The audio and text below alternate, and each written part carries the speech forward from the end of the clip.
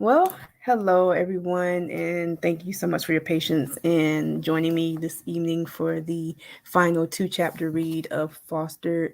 And as you very well know, you could plan stuff all day long. You could plan life, and life happens, technology happens. But thank you for your patience in joining me this evening. Super excited to be here, and I am kind of multitasking to tell others they can hop on now. I'm here. Yeah. So welcome. This is a special final live of Fostered. Um, I usually do these on Saturday, but I have a special engagement tomorrow, so I am doing it now. And if you haven't heard any of the other lives, feel free to check them out on whatever platform you are watching on. You could be right there on the main page where you may see the picture of the girl and the one with the crown, and that's just relaying for tonight. But if you scroll down, you will catch the other reads as well. Okay, so let's hop into it before my voice completely just goes away. Don't want that to happen, right? And without further ado, you could catch the two chapter reads for 1 and 2, 3, 4, 5, 6, and the final read for tonight, 7, 8. So let me pull that page up for you. If you want to follow along, feel free to grab your Kindle, which is in the description of where it says listen to the final chapters, and then grab your Kindle.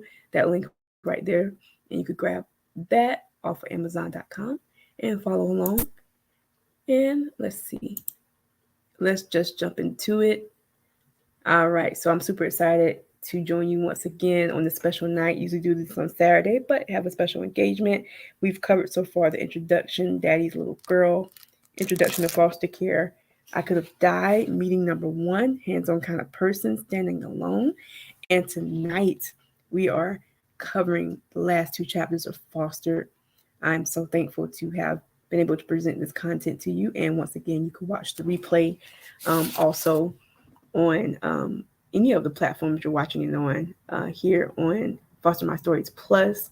You can also catch it on the author Shalina Michelle Tate, which is the Chosen Child Facebook page.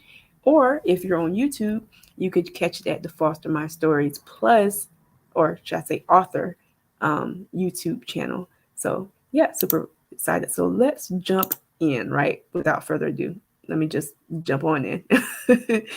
All right. So for those of you who may be following along, I am on chapter 7. We're covering 7 and 8 tonight. These are the final two chapters of Fostered. And let me just jump right on in. Feel free to leave questions and comments. I am, since this is the last night, I do definitely want to participate with you. Uh, let's see. Any questions you may have on foster care, or if you hear something that I've read that you have a question about, or just general questions in general about foster care and life with foster care, don't be afraid to ask those questions. I know they're kind of touchy for some people, but I'm not afraid to share. All right, so let's jump in. Chapter 7, if you're following along, I'm on page 111. What was I thinking? Yeah, I asked that a lot, don't I? What was I thinking? All right, so let's jump in. So the day had arrived for yet another trip to a new family along the way. I pondered what they may be like and what I'd have to deal with in this placement. Eventually arrived, and it became clear that this would be another therapeutic foster home. Meeting Miss Valencia Deltres, I immediately realized that she wasn't from the South. She had moved from New York, another state I later had the chance to visit. So Miss Valencia looked to be in her mid 50s to early 60s. She was tall, slender, dark skinned with salt and pepper hair. Her home was welcoming and inviting, and I settled in comfortably. Her daughter was tall, light skinned, and like Arthur, who lived with the Rentons, she couldn't speak. Unlike Arthur, however, Hope could walk and feed herself. Although Hope wasn't in a wheelchair or on crutches, She still needed care. Mrs. Deltres had to cook for her, clothe her, and bathe her as a daily routine. Hope didn't talk either, but she understood everything and her surroundings. I'm on page 112. So my heart went out to people with disabilities because it appeared their lives were limited. It was not until adulthood that I realized they weren't as limited as I thought. I learned that it's their efforts that should make us realize those of us without disabilities don't have any excuses. So, the first few weeks, I was given the heads up about the neighborhood and the people in my surroundings. As a blossoming teenager, now pushing 16, I still had a lot to learn. So, in the following few weeks, I would be starting a new high school. Before then, however, I met the neighborhood and the neighbors who lived across the street. Mrs. Herman was an older lady who reminded me of Miss Adams and Miss Estelle. For me, she was a new grandmother type with authority. Miss Prudence Herman was short and stocky, with dark skin and beautiful white hair. I was allowed to visit and spend nights at her house. I loved visiting the Hermans because they had a collie that reminded me of Lassie. I never understood why the dog wore a girdle, though. I believe the tightness of the girdle caused its death. So, what am I saying? She kept a girdle on the dog. She would tie a girdle around the dog's waist. I never understood that. I might have to look that up. Maybe the dog had a condition I didn't know about. I don't know.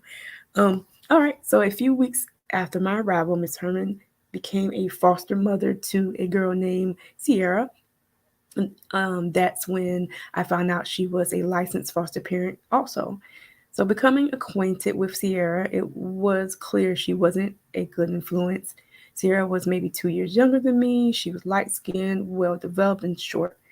I believe she had issues with boys, same as Vanessa. And later, that became the reason for my removal from this home. What, you ask? Yes, and it was hard to have a hard pill to swallow. I eventually had to swallow. Sierra often lied about being related to Michael Jackson. She always said she was talking to him on the phone, but never gave the phone to me.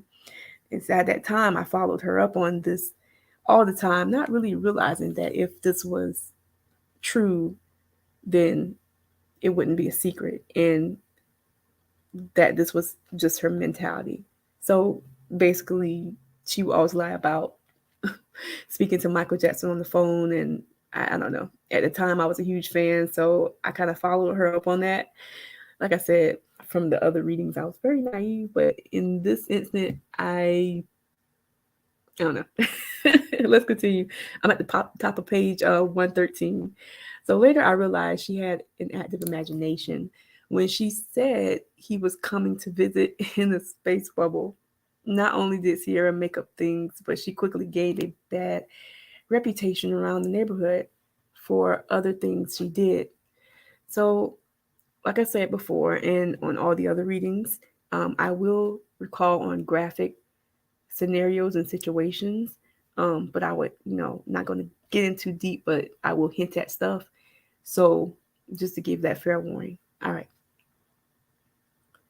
So let me take the time to express that Miss Deltres forewarned me about the boys in the neighborhood. I took heed not to get caught up with them, but I did get caught up at school. So before continuing with Sierra in the neighborhood, I'll share that I met Mrs. Herman's grandson, Thompson. Often I told Thompson he reminded me of Steve Urkel. He mentioned he always heard that, but because of his glasses and his voice, Thompson was maybe about 12 at the time and came by to visit every so often. Thompson had a close cut, short haircut with thick red glasses. He was nice for the most part and often played video games when I came over to visit. Mrs. Herman had an adoptive daughter named Margaret who lived next door. Miss Margaret Stanson lived with her husband and two boys. She was tall, fair skinned, and had a beautiful smile. Mr. Stanson was tall, dark, and was always at work. I only saw him briefly during the weekends. Christian and Nathaniel were handsome boys, but I made sure to treat them like little brothers. The brothers were maybe 4 years apart in age, but light skinned just like their mother. They both had curly hair, but Nathaniel was older and wore glasses. Often, they'd come to the Herman residence to play video games with Thompson and to keep their grandparents company. Mr. Herman reminded me of Mr. Estelle, always quiet and stayed to himself. Mr. Herman was a short, dark skinned man with a small hump in his back. He didn't say much, but said he was fine when I asked him about his day. Going to the top of page 114 if you are following along. So aside from hanging with the neighbors and the neighborhood kids, I really enjoyed roller skating, which I still enjoy today, by the way. I often had people asking if I could teach them. And like I just mentioned, I'm sorry, I'm at home. So you're going to hear a lot of background noise. Definitely apologize for that background noise in the back. All right, let's continue. So to this day, I still skate and show others how, and that is still true today. It's a great stress reliever from the cares of the week. So meeting the neighborhood youth was kind of overwhelming. I was, in a close community and the trailers were close to each other. I mainly stayed to myself, secretly fearing being teased because that was the norm for me in different foster placements, as I've read before. And once again, if you've missed the first 3 weeks, the replays are on the page that you are attending now. All right, and let's see who's on here. All right, let's continue. And once again, please, please, please feel free to leave your questions and your comments in the comment section because because this is the last reading for Foster, the last two chapters, I want to engage with you after the reading and I want to get your thoughts. If you have questions for me, ask about foster care, ask about if I've said something in my reading that sparked interest, feel free to ask me about that. All right, let's continue. All right. So, like I said, it was a close community and the trailers were close to each other. I mainly stayed to myself, secretly fearing being teased. Like I said, that was the norm for me in each home I went to. For the most part, everyone seemed nice. The boys, they flirted with me as the new girl. And I noticed this pattern also as Sierra came along. But Mrs. Deltrez gave me prior notice. Now, I resisted the advances of the guys. Often on the bus, some of the guys tried to pull at me sexually. I never showed any interest and eventually they left me alone. Sierra, on the other hand, was given the worst treatment. And like I said before, I'm going to recall on some graphic stuff, so just give you that heads up. Okay. So I never showed any interest like I said, they eventually left me alone. Sierra, on the other hand, was really given the worst treatment.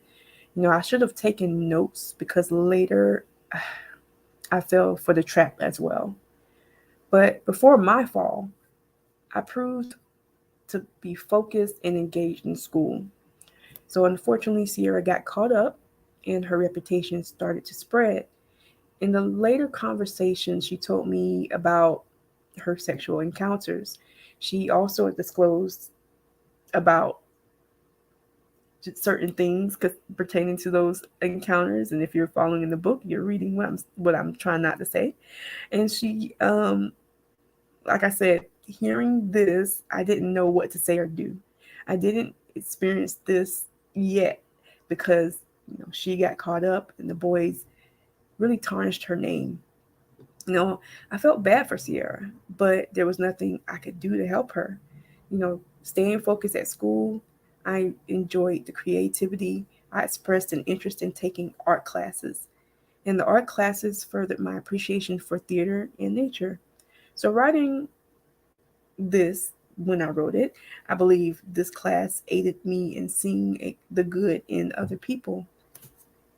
The difference in art and theater can make most things into something beautiful. So what am I saying here? Having the opportunity to take art allowed me to be able to see the world in a different way. Like I started to appreciate my surroundings more, nature more, flowers more. I kind of started zoning in on stuff, and even to this day, that's still true. And so yeah, I really appreciate taking art. Okay, let's continue. So, like I said, the difference is art and theater can make most things into something beautiful. The reality I later learned is that I can't change everyone. Even now, I must acknowledge that God has the power to change and renew our hearts and minds. And before this revelation, a new guy took a liking to me. I'm at the top of page 115. So it's funny to recall these guys, especially when I often didn't feel pretty or appreciated. There was one guy named Andre Orderly who showed me love. Andre was short, brown skinned with a sincere smile and personality. I became smitten with him, as he also attended my art class. However, I didn't go to Miss Valencia for advice, and now thinking if I had, the outcome might have been a little different. So on an art field trip, Andre offered to spend time with me. I kind of felt awkward when he asked if he wanted, could he buy me lunch and be with me? Well, before you ask, no, Andre wasn't the guy I got caught up with. Once again, I had a guy I didn't know how to appreciate. So what am I saying? Because my voice is trying to do the most right now. Give me a second. Andre was a sweet guy. I remember this like yesterday. Very sweet, very sincere. And in my other readings, I would say how, because I didn't really have confidence, I didn't know how to take a guy approaching me and showing interest in me, because I always saw the negative end of things. Like sometimes I imagine stuff would be like a joke. Oh, go talk to her because of X, Y, and Z. And it wouldn't be sincere. So when I felt like up until this point, looking back, there may have been two genuine guys who really, really like me. But oh, thank you, Alicia. It's trying to leave me right now. um, yeah, I felt, well, looking back now, I feel like they really genuinely like me, but because I didn't have confidence and because of all the stuff I went through, I couldn't really appreciate that they appreciated me, if that makes sense. All right, let's continue. All right. So I'm gonna read that again. So on the art field trip, Andre offered to spend time with me. I felt awkward when he wanted to buy my lunch and be with me. And before you ask, no, Andre wasn't the guy I got caught up with. Once again, I had a guy I didn't know how to appreciate. And so after the trip, I did a very foolish thing. I followed up the gossip of girls coming to me saying he was too nice. And because of that, then I kind of broke it off with him. Not that we were really dating, but I kind of like didn't go anywhere further with him. And that was just, it was bad. So this term, he's too nice, kind of followed me around. And when people ask if we were dating, I would say, well, no, he's too nice, because I was following up the other girls, which was, it it wasn't a awareness that they were doing that because maybe they liked him, and maybe, I don't know. But let's continue. So this term later often coined me. People would say I'm too nice. I never knew what that meant. What do you mean too nice? So at the time I wasn't sharp enough to know how girls operated. And yes, I was a girl, but I didn't know, how to watch out for the other females. Looking back, I think they wanted him and disliked the fact that he had an interest in me. And so after realizing what I'd done, I tried to talk to him again, but of course, he was no longer interested, which, I didn't blame him. I was very vulnerable and naive, blossoming into a teenager.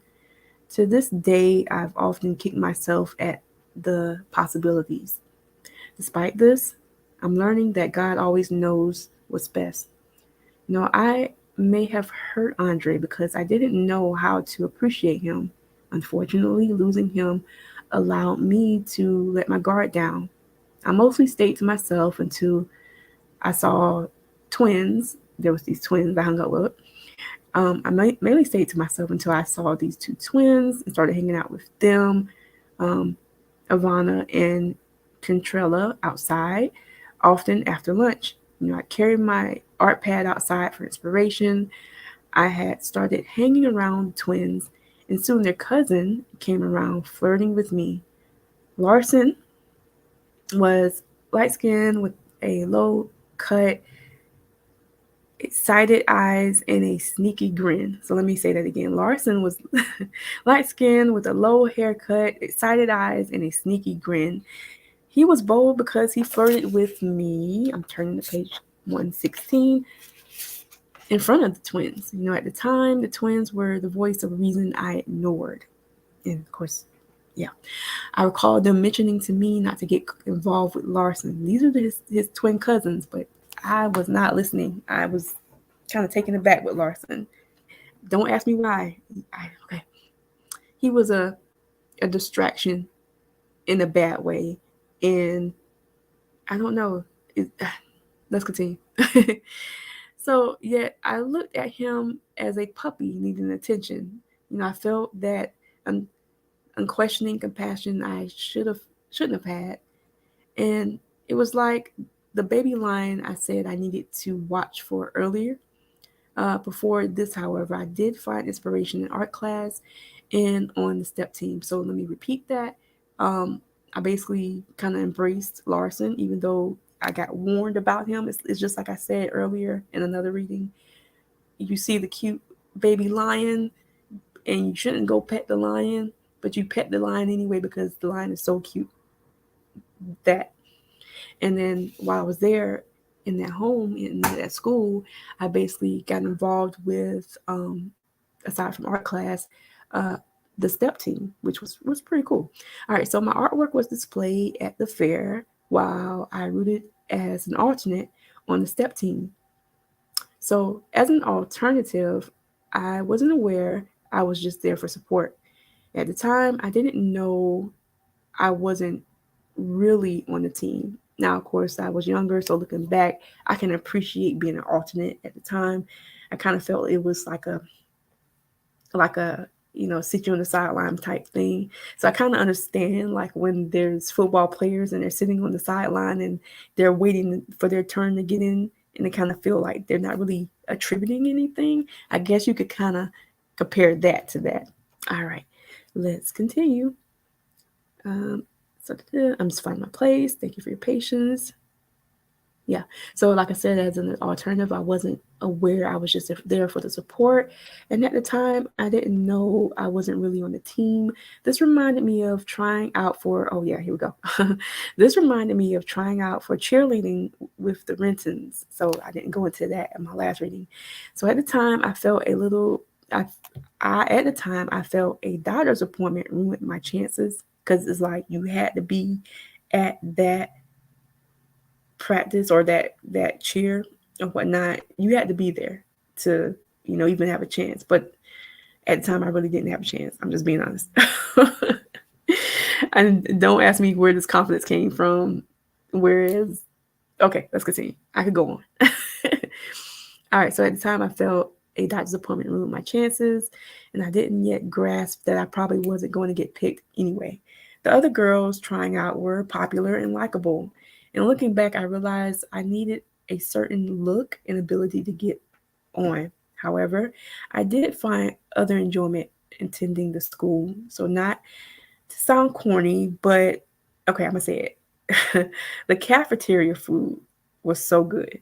I'm going to say that again. The cafeteria food at this school had the best food I ever tasted at any of my schools. And I'm not exaggerating. And maybe I don't know if it's because we were in the country or I think at that time, I don't know, because I would talk to the ladies all day long and just the care they put into the food. And it wasn't just lunch, it was breakfast and lunch. And I'm going on a tangent, so let me continue reading.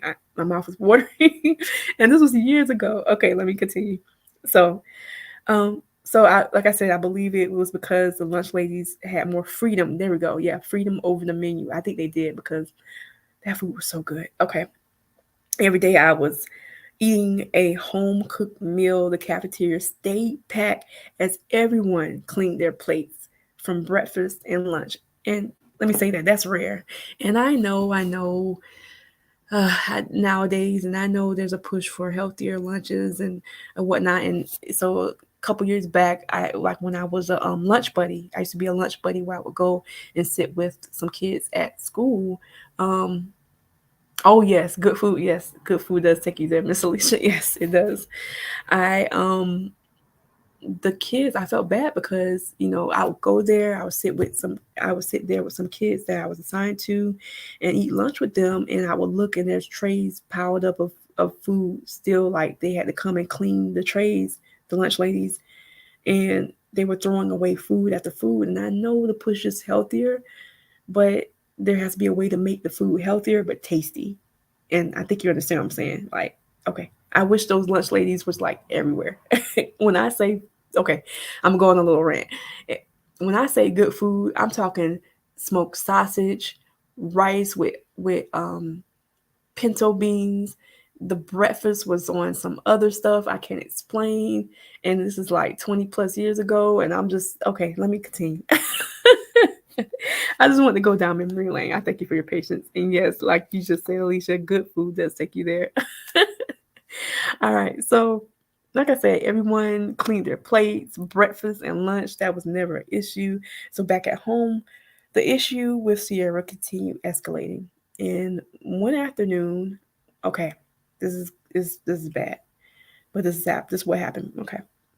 So, back home, the issue with Sierra continued escalating, and one afternoon, one of the guys stuck a pad on Sierra on the bus, and Sierra came to Mrs. Herman's house, upset and crying from embarrassment, of course. I told her to leave them alone, but her name was already smeared. So, like I said, she got involved with the neighborhood guys and got caught up. And unfortunately, because she did, they just made her feel so bad. Yeah. So the sister of the guy Sierra had messed with wanted to fight her. Trina favored her younger brother. Trina was light skinned, slender, and with red hair and freckles. I thought it was wrong for Trina to fight Sierra over her brother. I mean, I also didn't help. Well, I also didn't help by saying or doing anything. And now I imagine someone may say, well, there's nothing wrong with taking up for family, and that is true. But for me, it depends on what you're taking up for. Even to this day, and well past this reading or this writing, I've seen people take up for family in many situations. And of course, we don't want anything to happen to our family. Of course, I understand that, but it's just a matter of principle. I've seen many people stand up for wrong and injustice quicker than the word and truth of God. Now, I am not without fault. And I'm going to say that again. I am not without fault. I'm just learning to prioritize what I'm standing for and on. Okay. So at that time, of course, I felt like a coward when Walter, who was a neighbor, came asking me a question. Walter was tall, slender, and dark skinned. Walter always wanted me to come to his house for a swim. And I think he liked being in the water with me. I mean, nothing progressed, of course, but Walter was just a great friend. But of course, I stayed distance from him. Nothing really progressed. Walter came up asking, "Well, why wasn't I taken up for my friend?" And all I could do was walk away, shrugging my shoulders.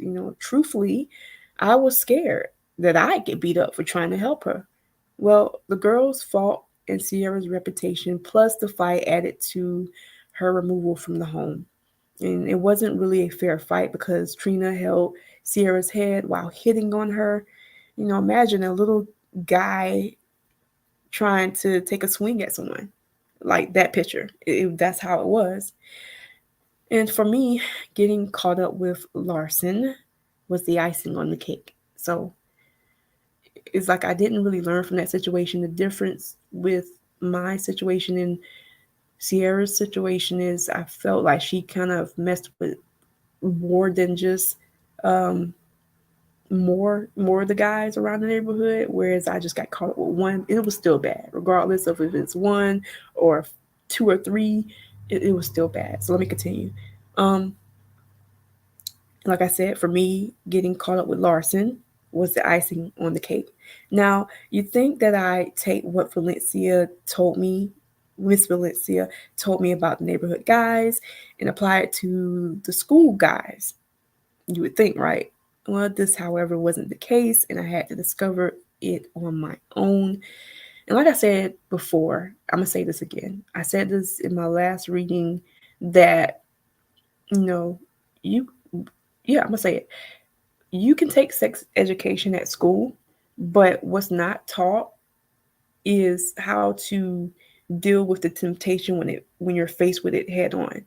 Like, you could take sex ed, or your parents could say, don't get caught up with this guy, but it's so different when you're there in the temptation. It's like you don't really have anybody. It's like you have to make a decision, and a lot of times, because of hormones and life, and if the setting is right and you're alone, you could get easily caught up. And I don't know if anybody understands what I'm talking about, but it's not really taught how to get away from the temptation in the moment of the temptation. It is basically easier said than done. And that's not to make an excuse, it's just to kind of highlight the reality of, it just takes the right settings and the right moments, and not really having the strength to, like, okay, let me walk away from this. Okay. But I feel, we could all learn from that, and it's not for us to beat ourselves up as I used to. It's not for us to feel bad. It definitely does add to us growing, and hopefully then helping others that's coming behind us. Okay, let me continue. All right. So, as I'm trying to find my place, right?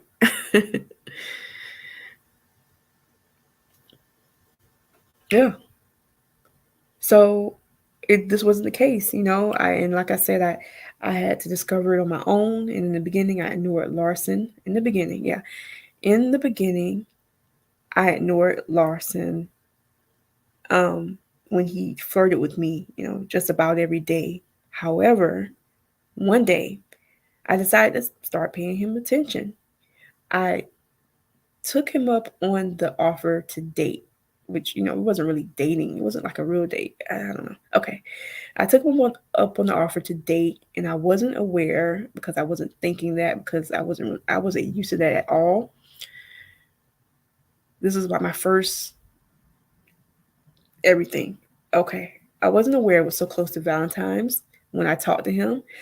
I was especially smitten when I realized he brought me gifts for the occasion, and at the time, I hadn't, top of page 118, acknowledged his affection as a distraction. Oh, now pause. I'm gonna read your comment, Alicia. You're saying, that's real. How to escape sexual temptation is real. Time wasn't really talked about, and we need to converse about it. Yes, we do. We need to have more conversations and not be afraid, and especially include the youth, and be okay, open and talking about those things. I know a lot of times, that stuff is kind of pushed away, but now the youth, and even younger, as age 5, 6, 7. I mean, I'm not a parent, but I feel like those conversations need to happen earlier on, and not be like a embarrassment thing, but like a, this is real life and this could happen thing. And you'd be surprised. I'm gonna say this: if a baby is knowledgeable to come out the womb swiping left and right on a tablet by age 2, they know, they understand, they even get to the understanding of knowing right and wrong. So if you say, no, Tommy, you can't have cookie right now, and Tommy throws a fit, Tommy knows he could throw a fit and get his way. Well, it depends on the situation. So imagine if he's okay. I'm going on a tangent. But what I'm saying is, times has really changed since I've come up, and it's like conversations need to happen more and often, and not be afraid about age, because the kids are so mature, well mature, than we give them credit for. All right, let's continue. Um, So I'm at the top of page 118. And like I said, I acknowledged this. I didn't really acknowledge this affection as a distraction because I got distracted. Since childhood, I never received a Valentine's, let alone a guy showing genuine interest in me. And here's where the twisted part comes. Andre was the genuine one, and I took Larson for the genuine one. I, and then, like I said, life happens. And so, like I said in my previous readings, like when Valentine's Day came around, I was never a selection for Valentine's, and it was because of a lot of things beyond my control, the way I was dressed, and then of course I had dental issues, and like I mentioned all that, so I wasn't like a pick. And I'm gonna say this real quick because I know we're about to go into another Valentine's Day. I'm gonna just say this real quick. I really feel like there should be something. I don't know if they've changed that now, but it's nothing wrong with the kids getting Valentine's. There's nothing wrong with that in school, but I feel like there needs to be an extra something for those who like the kids who don't get Valentine's, like so they won't feel excluded. I don't know if that's a thing, and I'm getting off on tangent. Well, maybe we'll talk about that afterwards. Okay, let me continue. I get on tangents. All right, so I'm at the top of 118, like I said. Yeah. So it's weird. I took Larson of all people for the genuine guy, but Andre was the genuine guy. Like I'm saying right here, well, except for Andre, but I lumped Larson in the same category. So, like I said, since childhood, I never received a Valentine, let alone a guy showing genuine interest in me. And that's when I say, well, except Andre, but I lumped Larson in the same category. And looking back, Andre would have been the better choice. But I couldn't understand that then. And I believe I let my guard down, feeling I hurt Andre. Yeah. And at home, I briefly expressed to Miss Deltrez how Larson showed me interest, and then Valentine's Day arrived. Here we go. And I accidentally saw what Larson had brought me. You couldn't miss it because it was huge. He had a giant teddy bear and a giant card. I I don't know where he got that from. It was huge. The bear and the card was huge. Okay. So I saw him with it when he accidentally came in the cafeteria, not knowing I was there. And of course, I could have easily assumed that was like for somebody else, not me. But we were supposedly a thing at the time. So I don't know. Let me continue. He quickly went the other way and I pretended not to notice.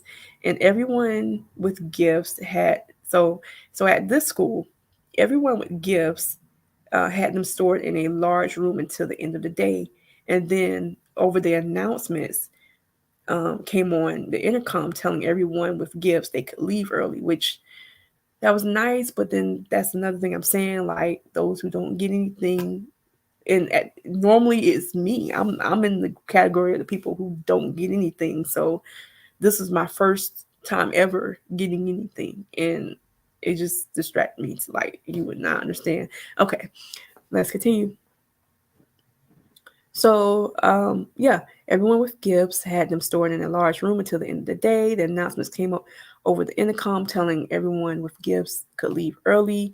And knowing Larson brought gifts, I waited for my name to get called.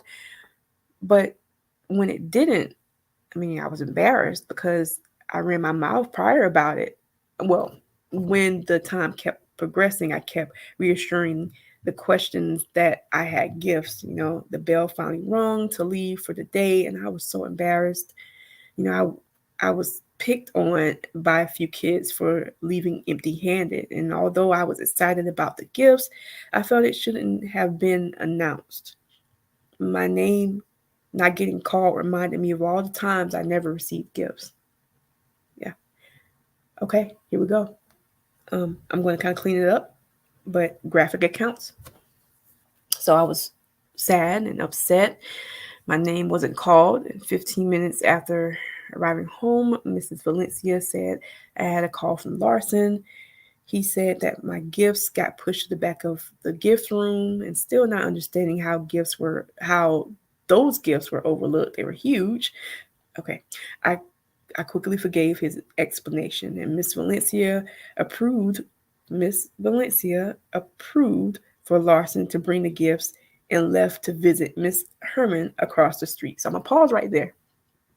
That sounds very familiar, right? Well, those of you who okay, so in my last reading, I disclosed how maybe my second reading, I disclosed how a similar situation happened. I was left alone with a guy from the neighborhood, and um, I explained that whole situation, and we were,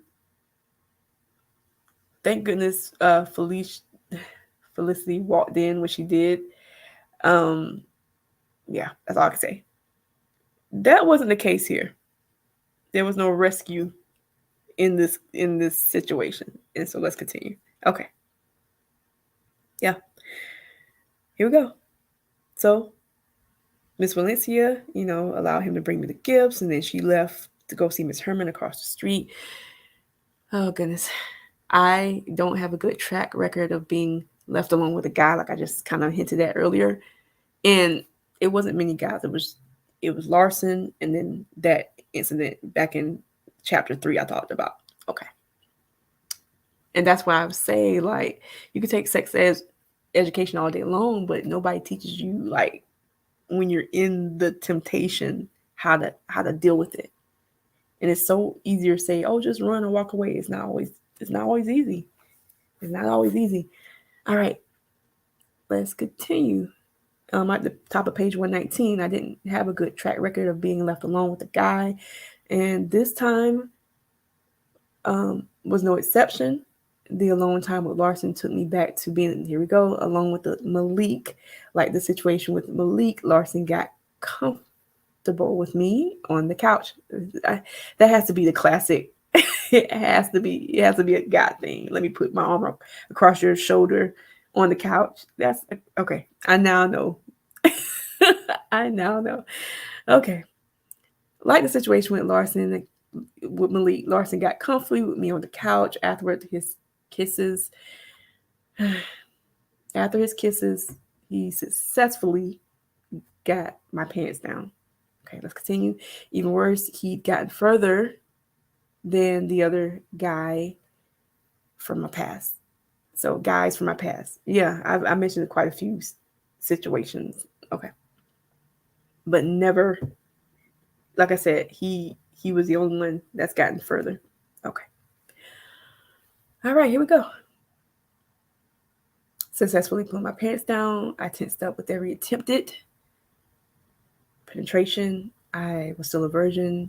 We moved from the couch to the bedroom, trying to get comfortable. Still unsuccessful. We moved outside to the screen porch. Yes, I said outside, thinking it was a good idea.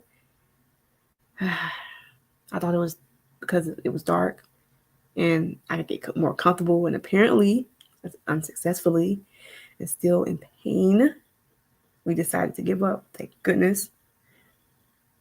No, my hymen wasn't broken, but I was very sore.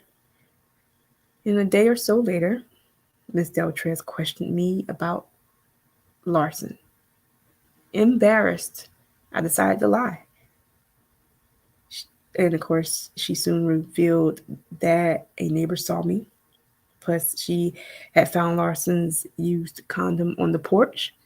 And another first, I didn't know to check behind myself or that I'd lie when confronted. And once again, this is a group of firsts. I mentioned dealing with the first throughout my journey, and this is no exception. So, yeah, that's bad. Yes, I know it sounds so bad. Okay. So, although Miss Deltrez had confronted me with all of that, I continued to deny having sex because I felt that because Larson couldn't get past a certain point, or yeah, it was just like the beginning, the tip, it wasn't sex. Even more embarrassing was having to talk to Miss Deltrez a few days later. Like I said, this is graphic, but this is my testimony. Okay. I had to disclose how I started having burning sensations going to the bathroom. This is bad. But hopefully somebody can learn from this. I'm not ashamed anymore. So, all right. So on the way to the doctor, I had to come clean about being with Larson and asking why I lied. I told her I was embarrassed, and I also shared how it didn't go all the way in and not thinking it was sex. So when Miss Valencia expressed disappointment, I was reminded of when Felicity caught me with Malik. Miss Valencia continued, quote, "Well, we'd find out if I was or I ain't." I didn't understand what she meant, pregnant.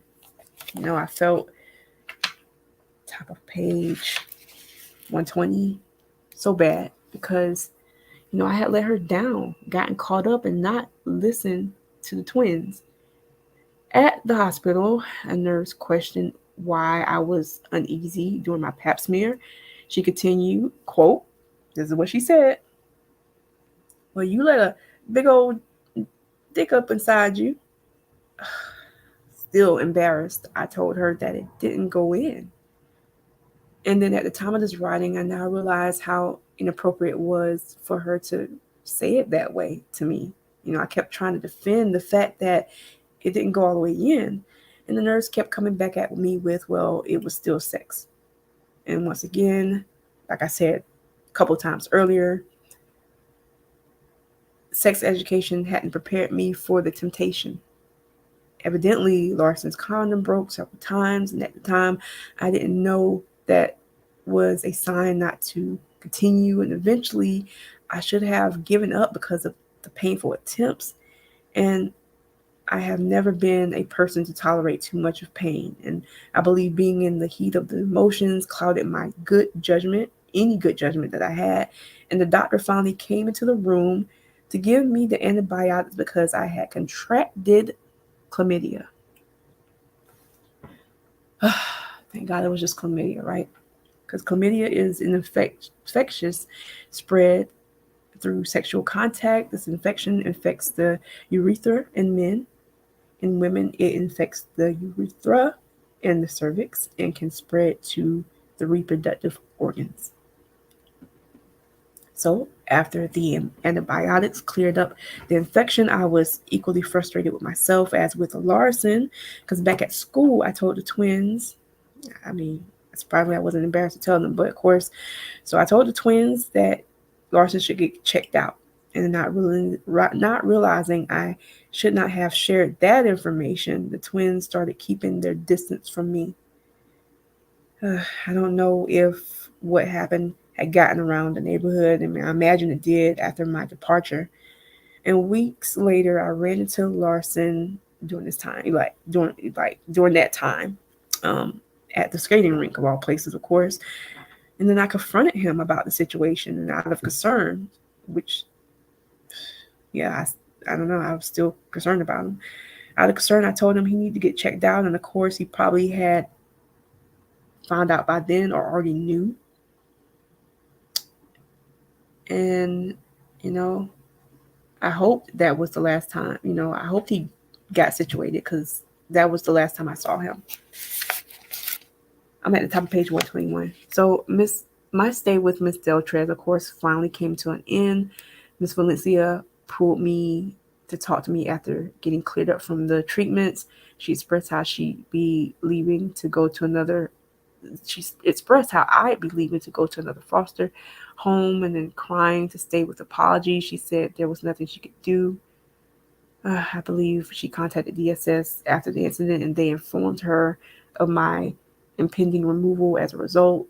I left a week or so later, and upon leaving, I felt I had fallen into the same category or boat, should I say, like Sierra. The only difference is I got caught up at school, also, and I didn't know who knew the results. And once I left, I'm sure it came out as talked about, because of course it was a neighborhood, small, everybody close by. Yeah. So for now, I was on my way to a new placement. Something new had been added to my file, and not that any venereal disease is good, but I believe God was definitely looking out for me when I got chlamydia, and not anything worse. It could have been worse. It could have been something else, right? Um, I believe he was trying to warn me, of course, through Miss Valencia and the twins. Also, I learned that chlamydia was easier to clear up in comparison to other STDs. And learning about STDs in sex education, you think I would have stayed away from guys, period. But however, like I said countless times, I was never taught exactly how to handle myself and what to watch out for. And yes, you can take all the sex education in the world, like I said 100 times on doing this live, but without detailed guidance, it's very, very, very, very, very, very, very easy to get caught up. It really is. And I, I, for somebody to say they never got caught up, well, there's different types of temptation. Let's say it that way. For me, this is how I got caught up. All right. Like I said, I didn't really know how to handle myself and what to watch out for. And like I said, you could take all the sex education in the world, but without detailed guidance, it's really easy to get caught up. And for me, this was especially true, not being in a stable environment with guidance. And as a young woman, like I said, I was about 16 at that time, I needed more than a videotape. And despite this disappointing ordeal, I did have fond memories to carry with me. And so getting caught up was not one of them, but the bonds I made, I grew to appreciate Miss Deltrez for the down to earth person she was. And although different from other homes, she made no apologies for being who she was. Top of page 122.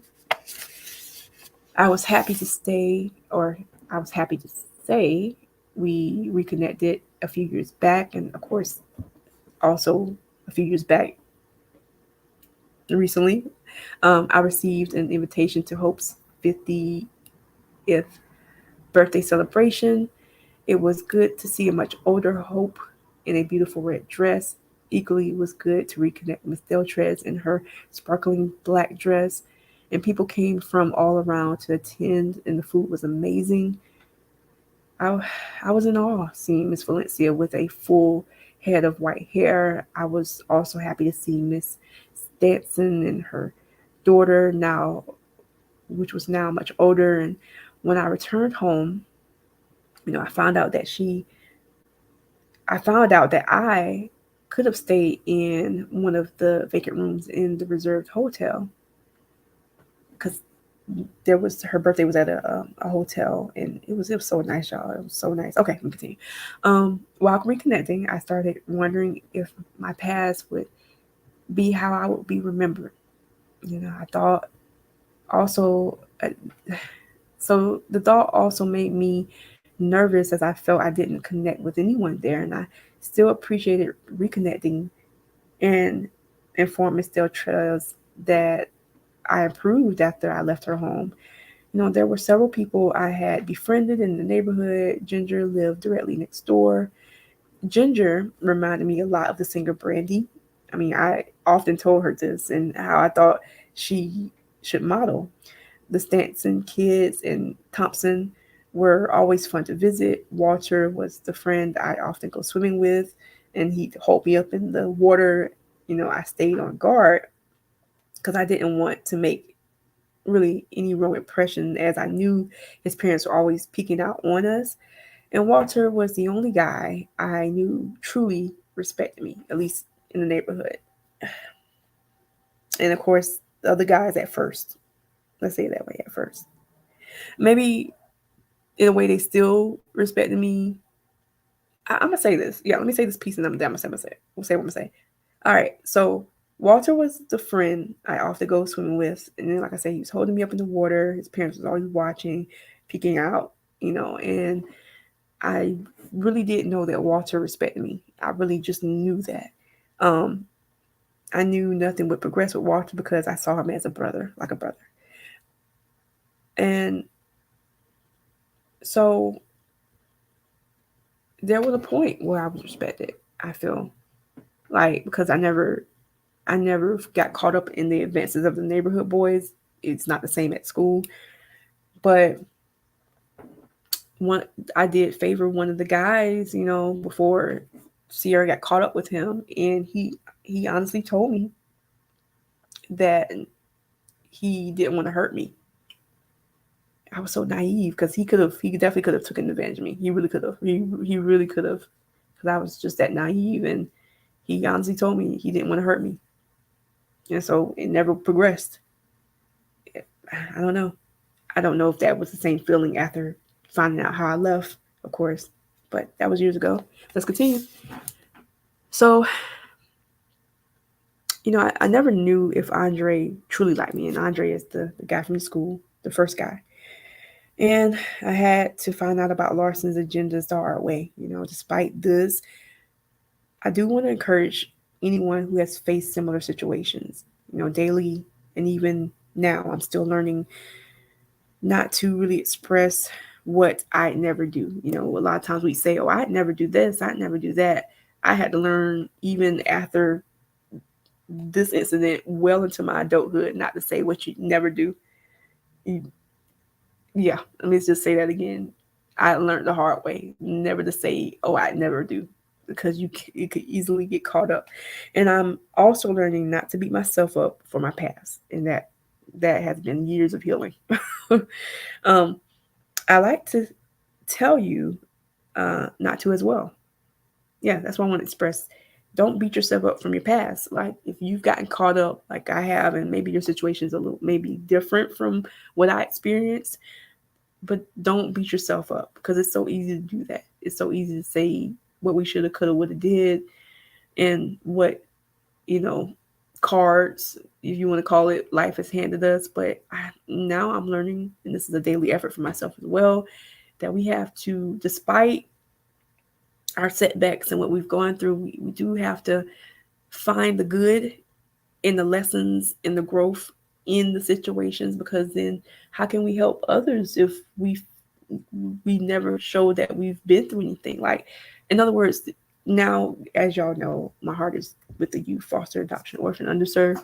If I tell these youth, oh, I've never gone through anything and I'm perfect, which people don't really say that out their mouth, but you understand what I'm saying, how could they ever approach you? That's what I'm trying to say. Our what we feel is our setbacks a lot of times is our testimonies, and a lot of times it's for us to leave a lasting impression on those behind us. Okay, let me continue, because as you know, I get caught up, right? Yeah, like I said, I never knew if Andre truly liked me, and I had to find out about Larson's agenda the hard way. And despite this, like I said, I want to encourage y'all, don't beat yourself up. And I'm learning that even to this day, not to beat myself up. And as long as we have breath, we have, in top of 123, opportunity for forgiveness. As long as we have breath, we have an opportunity for forgiveness. I'm going to say that one more time. As long as we have breath, as long as you are breathing, as long as I am breathing, and no one is without fault, no one is perfect, myself included, no one has arrived. It's always a daily learning effort. We have opportunity for forgiveness and salvation through Christ.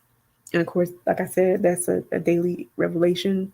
And I'm going to get more into that in book 3 about that journey.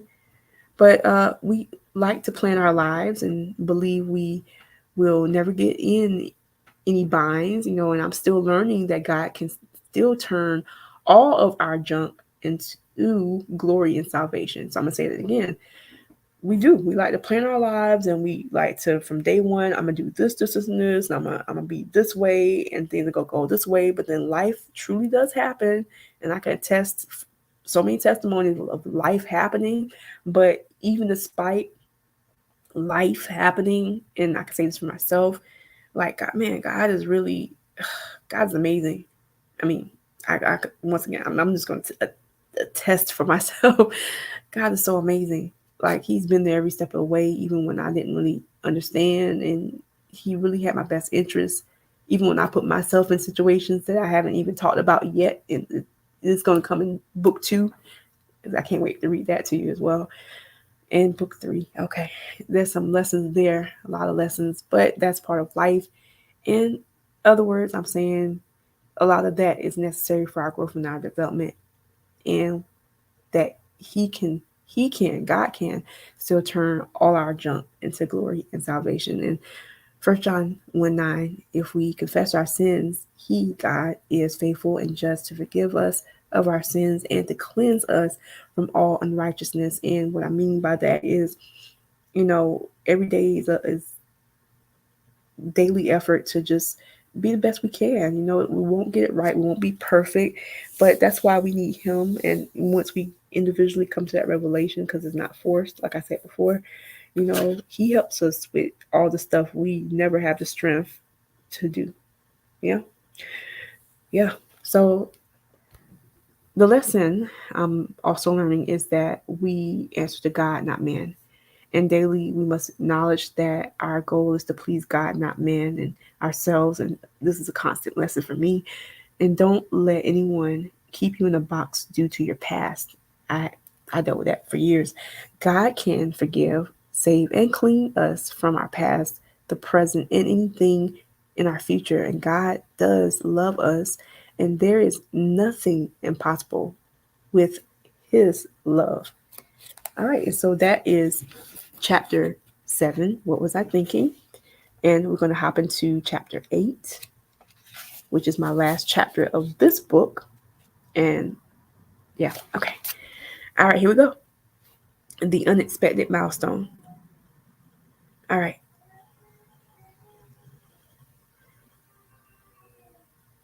Okay. I hear a baby or a cat. I don't know.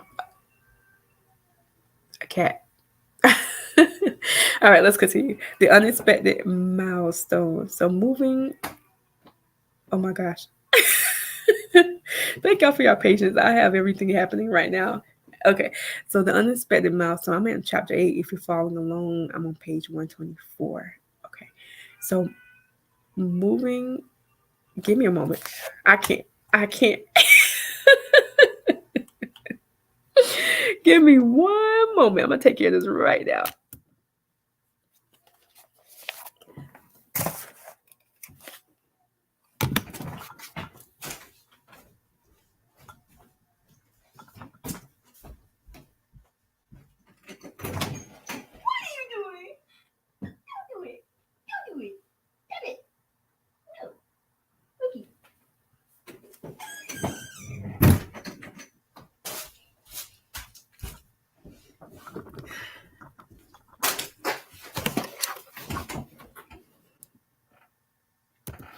I'm back. I mini fussed at the cats. I didn't fuss at them too bad.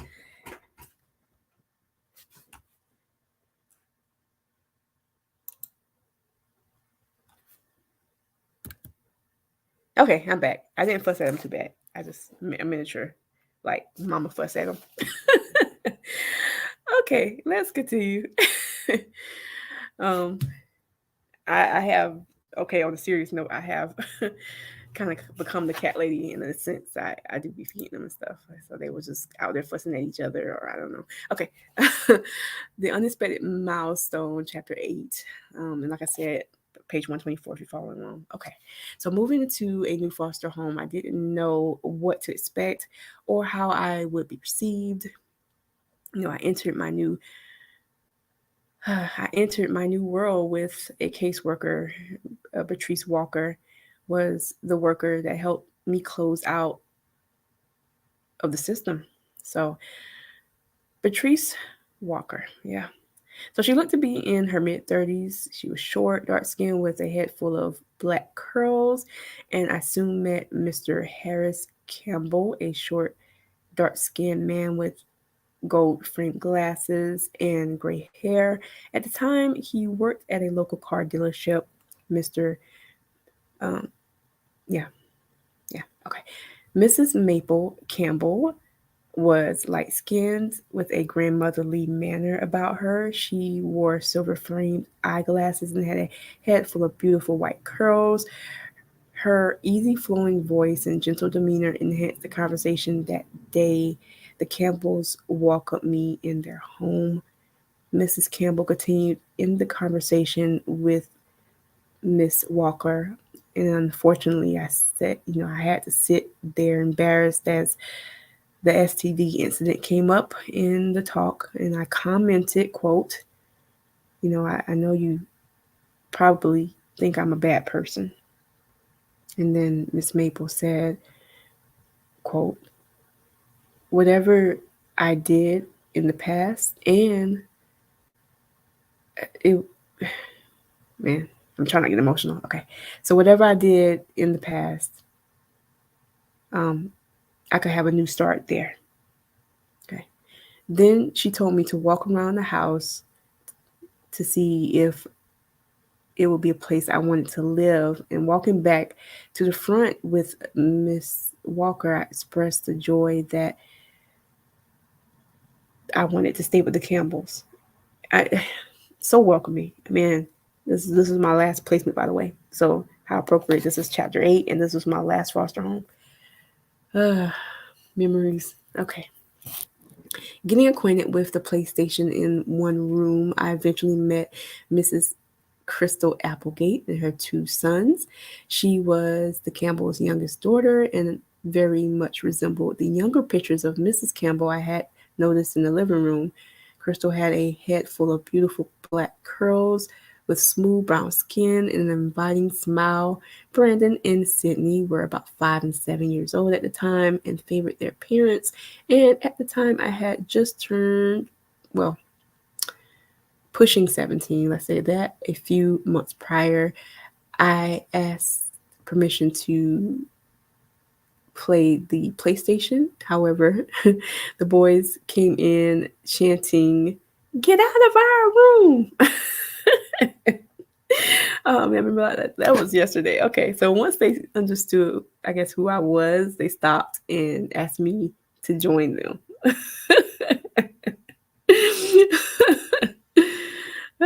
Yes, I remember like this. It was like yesterday. It was like yesterday. Oh man. So later that day, Mrs. Campbell acquainted me with the house rules. I was briefed on her children and how many foster children that had lived with their family. And after settling in, Mrs. Maple and Shelby asked me to go with them. Okay. Shelby was a new foster sister that was about 2 years younger than me. She was kind of tomboyish with dark skin, with wide eyes, and an athletic frame. Shelby was more than adequate at basketball and cracking jokes. On the road trip to pick up Shelby's sister, Ashanti, also a foster sister from college, we stopped at McBurger for a bite to eat. And I was embarrassed when Mrs. Campbell turned a sharp corner and my drink spilled.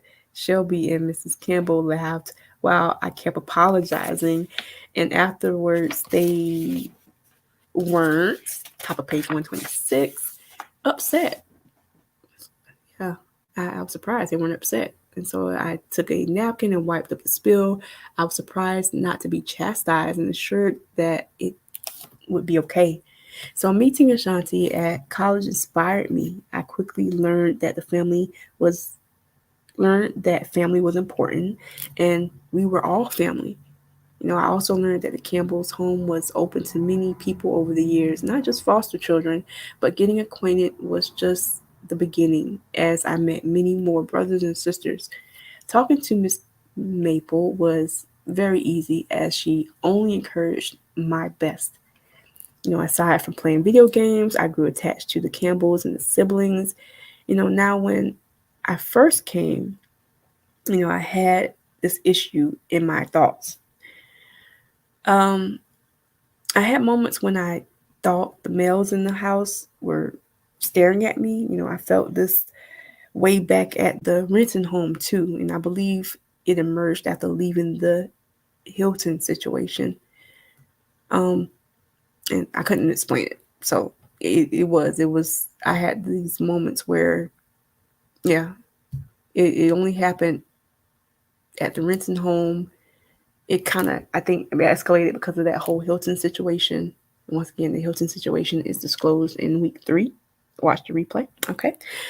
All right. So summer was coming to a close, and I was getting prepared to go to the new high school from my prior home. I was coming out of the 10th grade, and I'd be starting my junior year at this new home. Many of the older siblings were either in school, working, or had families.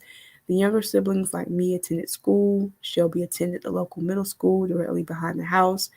The school was so close. I mean, we could see the back of it from the hill that led up to the house. Although Shelby was in middle school, she really intimidated me. She reminded me a lot of Trina back at the last placement. She reminded me, yeah, she really did. She reminded me of Trina back at that last placement, and I had that same feeling meeting many of my other older foster sisters too. I know it was because I compared them to situations I had faced from my past. I concluded the personalities of those from my past were the results of upbringing. As a personal awareness, I fell in love with my new family and look upon them as sisters. What am I saying? So basically, um, I was kind of scary, even though I think to myself I was a scary person, I was intimidated, because of what I had gone through. And I mentioned, about the kids with throwing the rocks and then being bullied on the school bus. And a lot of times it was at the hands of older children or kids I felt that intimidated me. So a lot of that is where that came from. But I grew to really love and respect them as sisters. So, top of page 127, Shelby was a terrific dancer along with her basketball skills. I felt she probably could have gone pro. All my sisters exuded the confidence I lacked. I recall them taking up for me when I was about to get in a fight at school. Yes, I had to adjust to my new school, and it was clear, and not surprisingly clear that I still didn't fit in. I became a self professed loner. Despite this, Miss Maple continued encouraging my school efforts and at home. The Campbells had many other foster children after Shelby left to live with an aunt. Many went for one reason or the other. However, as if school wasn't enough, I had to deal with my new foster sister, Jonica. So Jonica talked about marrying her boyfriend. She would be my most unusual encounter because of her family. So Jonica was light skinned with wide eyes and big ears. And all I knew is that she came from a family of about 12 brothers and sisters. All of her siblings were scattered except for a younger sister who attended the same school. And Jonica had come to the Campbell home with a lot of drama. So when I got my movie theater job, Jonica always came with sob stories. And of course, I felt terrible to hear about her latest troubles. And each time I would pay for her food and allow her and her boyfriend in the theater. And I fell for all the stories until Mrs. Campbell told me to stop. Soon, Jonica started getting into trouble at home, which eventually caused her removal. And after her departure, confronted I was confronted at school by her sister, Carlicia. Here we go. Who was younger than me, by the way, but looked to be much like Jonica. She's very mature for her age. The day she faced me, you could hear a pin drop. Carlicia was in a gang. So when she approached me, everything and everyone stopped. Another first. She accused me of getting Jonica kicked out of the house, preceding Jonica's, you know, ousting. They questioned the other girls and me about the top of page 128 surrounding events. I mean, it had something to do with her boyfriend. And Mrs. Campbell had told Jonica her boyfriend couldn't be around the house, and the trouble came when she caught him on the property. And we didn't want to lie to Miss Campbell, so Jonica's actions were grounds for her removal. Carlicia questioned me at school about getting Jonica quote unquote kicked out, and I told her that I would talk to her later about this. And I faced taunts in class when I was when it was assumed I was about to get my butt kicked. Many students who didn't know the situation stirred up rumors. Returning home, I disclosed what happened, and Ashanti and Andrea, another older foster sister, told me not to be scared. They further expressed that Carlicia had better not lay a finger on me. From that day, my admiration and respect increased for my sisters.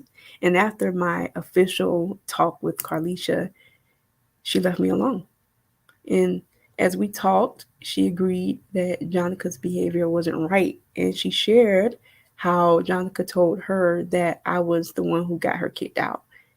Yeah. So since I was progressing at school, I asked some students if they had a step team. And running my mouth, another student ran with the question and got credit for making it happen. This, along with many life lessons, taught me to kind of keep my mouth closed about some stuff. I mean, well, some stuff, yeah. I eventually had more dental work done, and my mouth was aching, and I couldn't talk for the soreness. So when my mouth healed, some of my peers picked on me because of the silver caps I still wear. Stay tuned. I'm getting a lot of that stuff hopefully soon in the works to be corrected. Okay, so let me put a pin in it, which is funny. I came to this point in my reading. So let me express that a lot of times, a lot of foster children um, will go through the system, and a lot of times we would have like medical and just different issues going on. Um, so with my case, and I kind of touched on this throughout the readings, but I had both dental and like a hereditary issue, bowel issue, or whatever. The bowel issue got corrected by the time I got into this last home, but the dental issues, was like left undone. And then I emancipated out the system. And so it was like carrying the burden of that. And a lot of people who have now become adults as well, they have those scars. A lot of times they go through the stuff in the system, like have treatment and stuff not healed or corrected, and they're kind of like left footing the bill.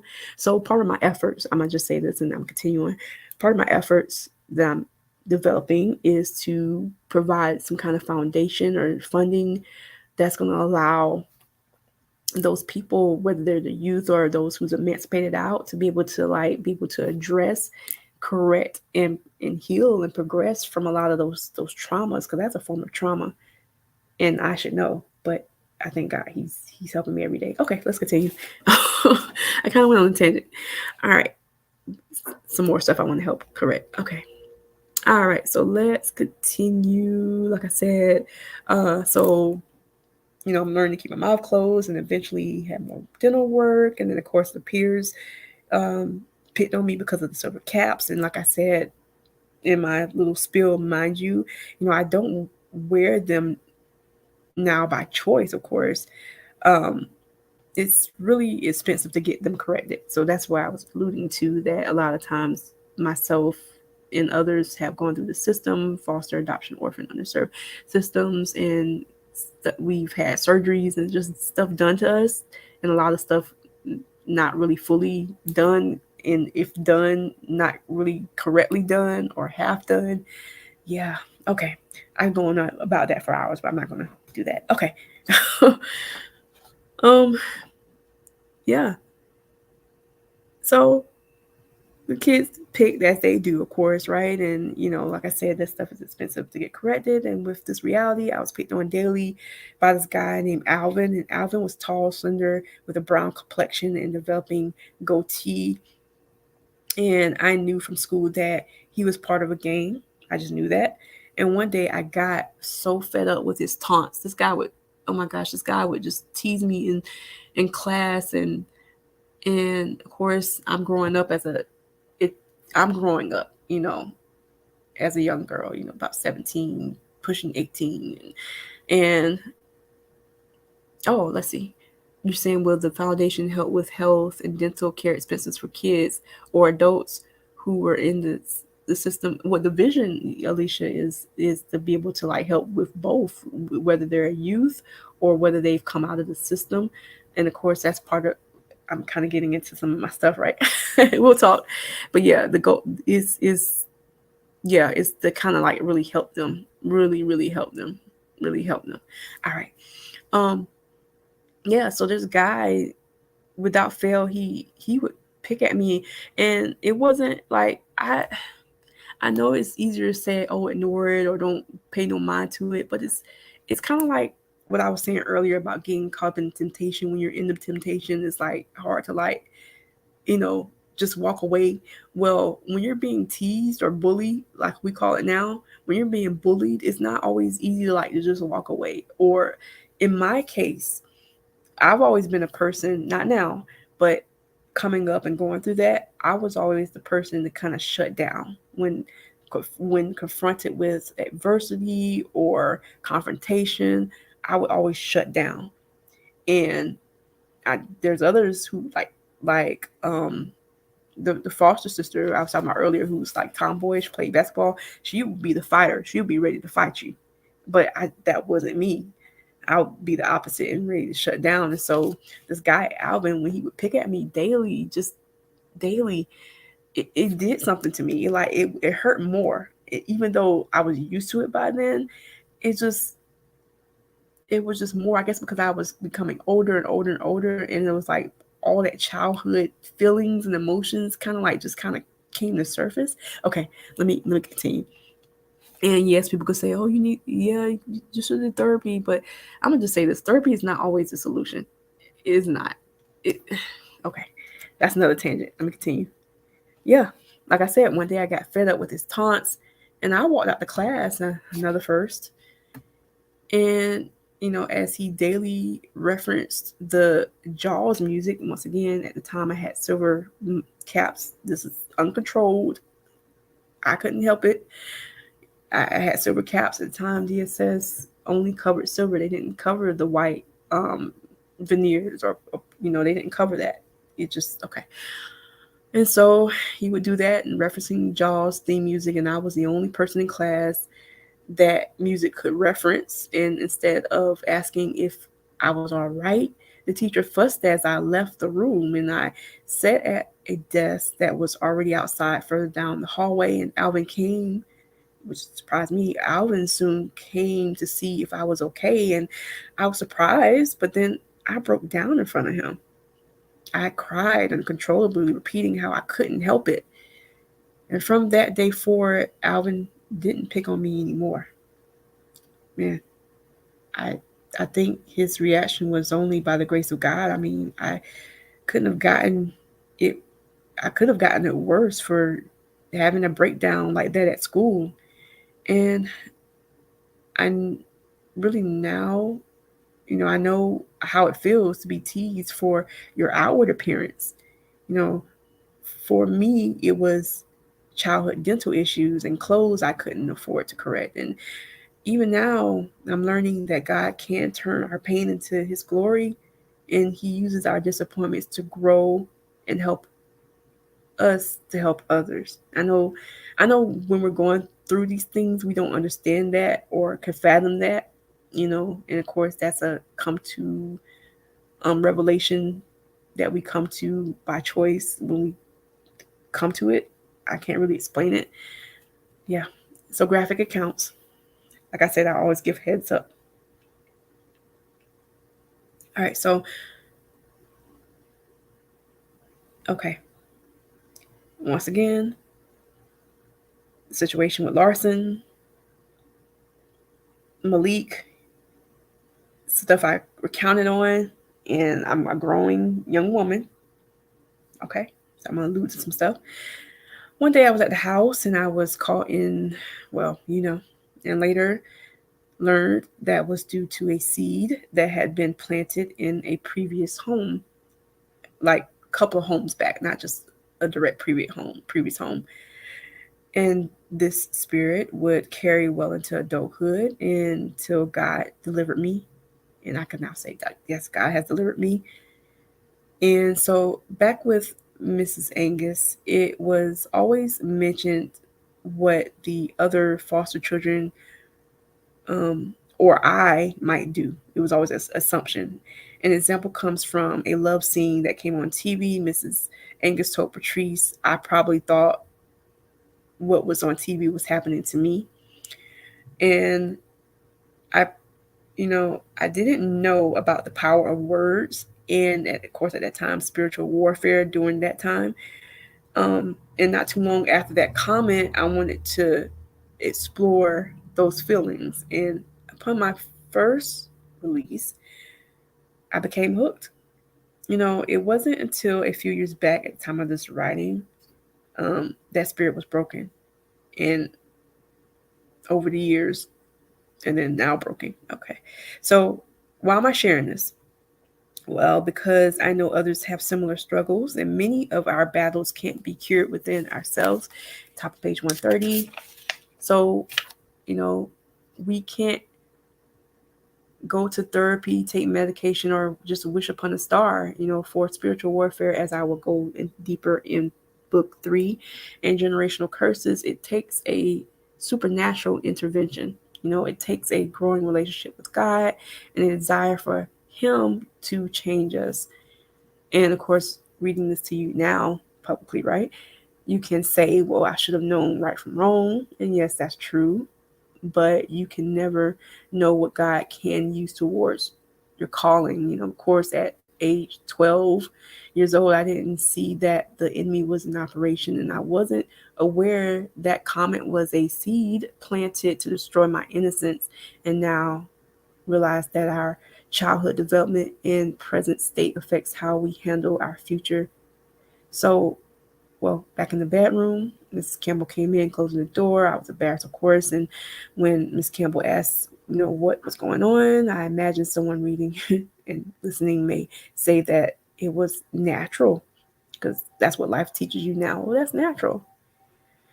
Yeah, well, however, when we come to the acknowledgement of Christ, of course, that's a daily. Let me express that. Even as a believer now, that's a daily effort. And no one, I don't care no one's perfect, and that's not an excuse, but it's a daily effort. Even as a believer, it's a daily effort. It's daily. No one got it. No one got it together. No one has arrived. I don't care if you're 115 years old. You're never too old, and you're never too young, or never too anything to learn something. But God helps us get there. Okay, let me continue because I can get off tangent. All right, so yeah.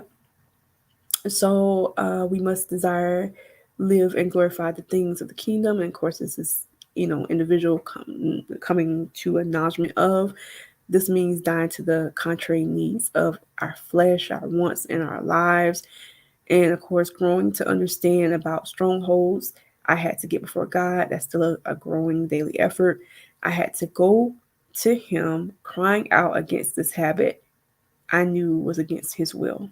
And that's what anything, like I said earlier, life happens, we get caught up, and we're in the middle of temptation, whether it's that thing, or whether it's watching something on the internet, or whether it's getting caught up with a guy, or whatever. It's like different phases in life that, man, we have to come to the understanding of what's really behind it.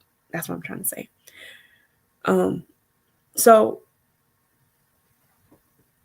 and of course, during this time, yeah, book 3 is going to go into a lot dealing with churches and ministries and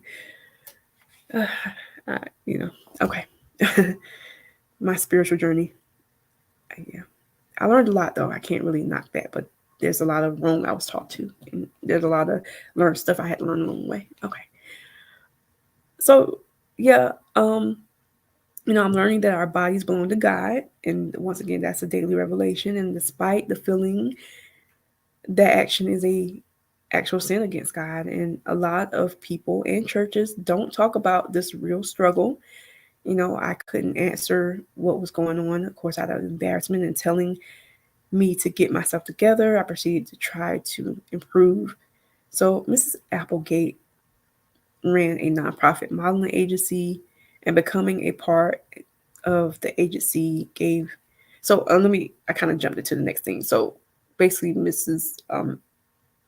Campbell talked to me, and it was like this is my first time being confronted because are caught in it by yeah. She was like the therapy I needed without going to get medication. Yeah. Okay. Let's continue. So her daughter, Mrs. Applegate, ran a nonprofit modeling agency, and becoming a part of the agency gave me a little boost in confidence. And I especially liked how the other siblings and I could be a part. I had to break out of self-consciousness and often comparing myself to the real models. When I first came, I often compared the Campbell's older daughter, Shari, with Mrs. Sorry, Campbell's older daughter, Shari, with Shari. So when Miss Shari Edwards came from LA, I saw a slight resemblance. Her daughter, Sharice. So what am I saying? I basically look at Mrs. Campbell's older daughter, Shari. She had a daughter, Sharice. They were from LA, and I basically saw their resemblance. And her daughter, Sharice, is still very talented dancer, singer, and she, with brown head, singer with brown head full of curls, brown hair, smile for days. Her brother Quincy, who stayed in another room in the Campbell home, had close braided hair and was tall like a basketball player. And so Sharice came down to assist with Crystal's talent showcase vision. And for the show, I was assigned a poem by Nikki Giovanni. The fashion showcase was dynamic as intended, with a professional ballet dancer closing the show.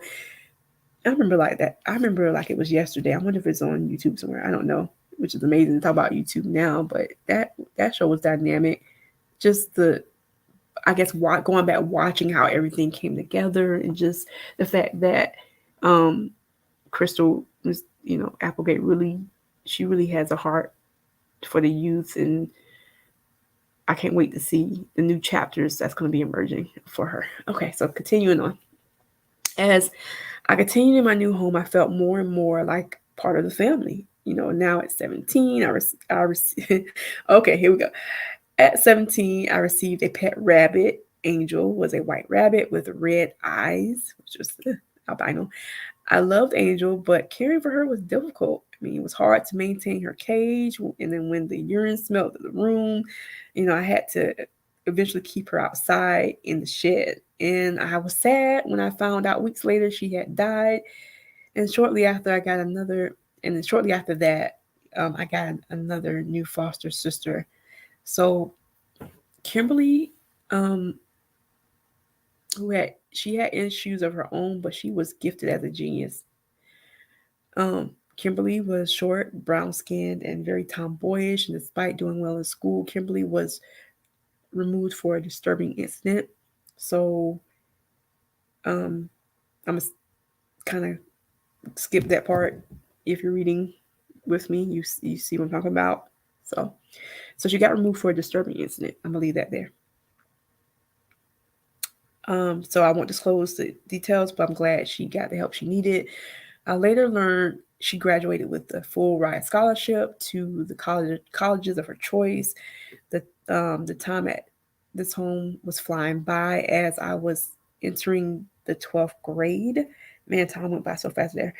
I was surprised to discover that Miss Hanks was one of my teachers. Mrs. Hanks, I talked about how many chapters ago? 4, 5, maybe? Chapter 4, 5. And also, she was Malik, who Malik came to visit. That's Miss Hanks. And the same, yeah, it's amazing.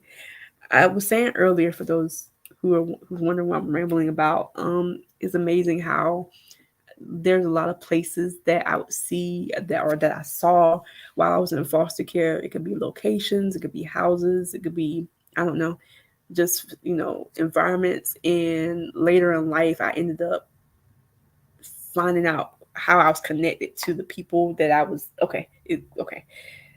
This is one of those times. Miss Hanks, who was my respite care provider, and once again, a respite care provider has their houses either is licensed to care for on a temporary basis foster youth, and then a lot of times a respite care provider could be for like medical needs or adults as well. All right, she ended up being my teacher at school. Okay, later in life, amazing. All right, let's continue. I ramble on. Um, yeah. So Mrs. Hanks was, yeah, one of my teachers, and I also appreciated how the high school was near a trade school. Um, I also got to attend, and at the trade school, I left computers to attend culinary arts. I loved cooking at the house, and as an adult, desired to take classes um, to enhance my love for it. Top of page 132, more. And then twice now, I decided, well, at that time, I decided not to attend the culinary school I had been accepted to. It wasn't that I didn't want to go. It was just the reality of the student loans. I had already wrapped up attending my first university. School is expensive. It needs to, okay. Even in this culinary class, my peers were close and in cliques. I mean, cliques were well apparent back at the school where I often stayed by myself. But back in the culinary class, everyone assumed some students would excel above the rest, and surprisingly, the students were, of course, natural cooks, but had snobby attitudes. And despite this, I made sure to put all my efforts into class and work. And so back at school, my confidence boosted. And as I continued making the honor roll in culinary arts, I mean, I was surprised to receive a letter of academic award. I received a letter that I'd be receiving awards for the culinary class. And I think the novice students were surprised when I and one other unexpected was awarded. I mean, I felt liberated that my work didn't go unnoticed, and I felt that the attitudes of my fellow peers also didn't go unnoticed. So, what am I saying? Okay, so I was in the culinary arts class at the trade school, which was connected or part of that high school I went to. And I took culinary arts, which was awesome. But there was a lot of snobby kids in there. I'm gonna just be transparent.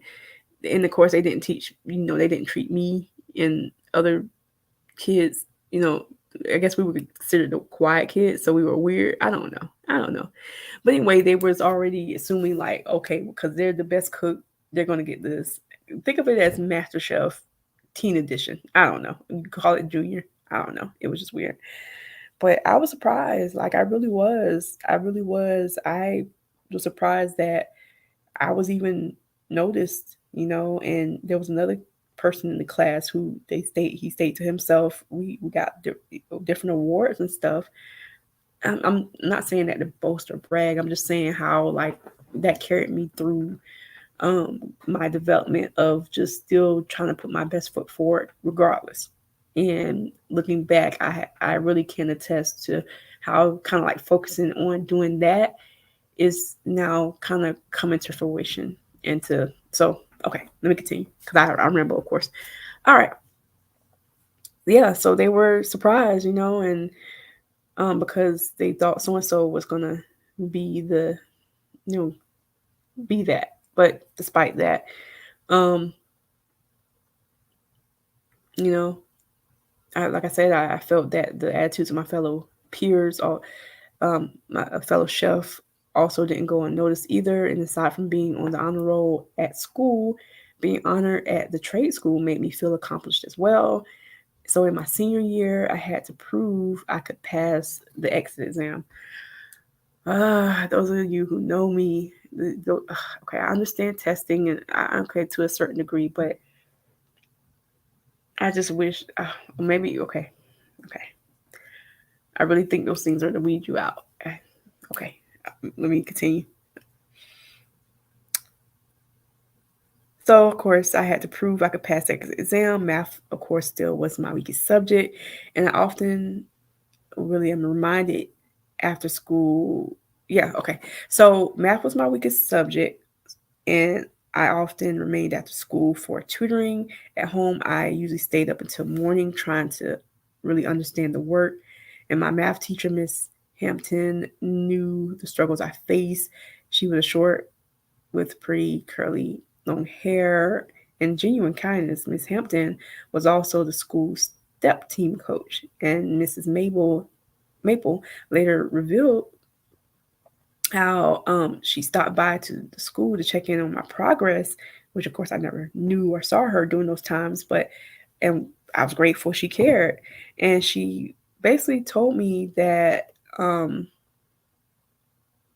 I left the class one day because I was sick, because I didn't know Miss Hampton had followed me into the bathroom when I got ill, and basically thought it was because of anxiety and where I got, to the point of, not being able to write my name. Yeah, it was bad. Like math was,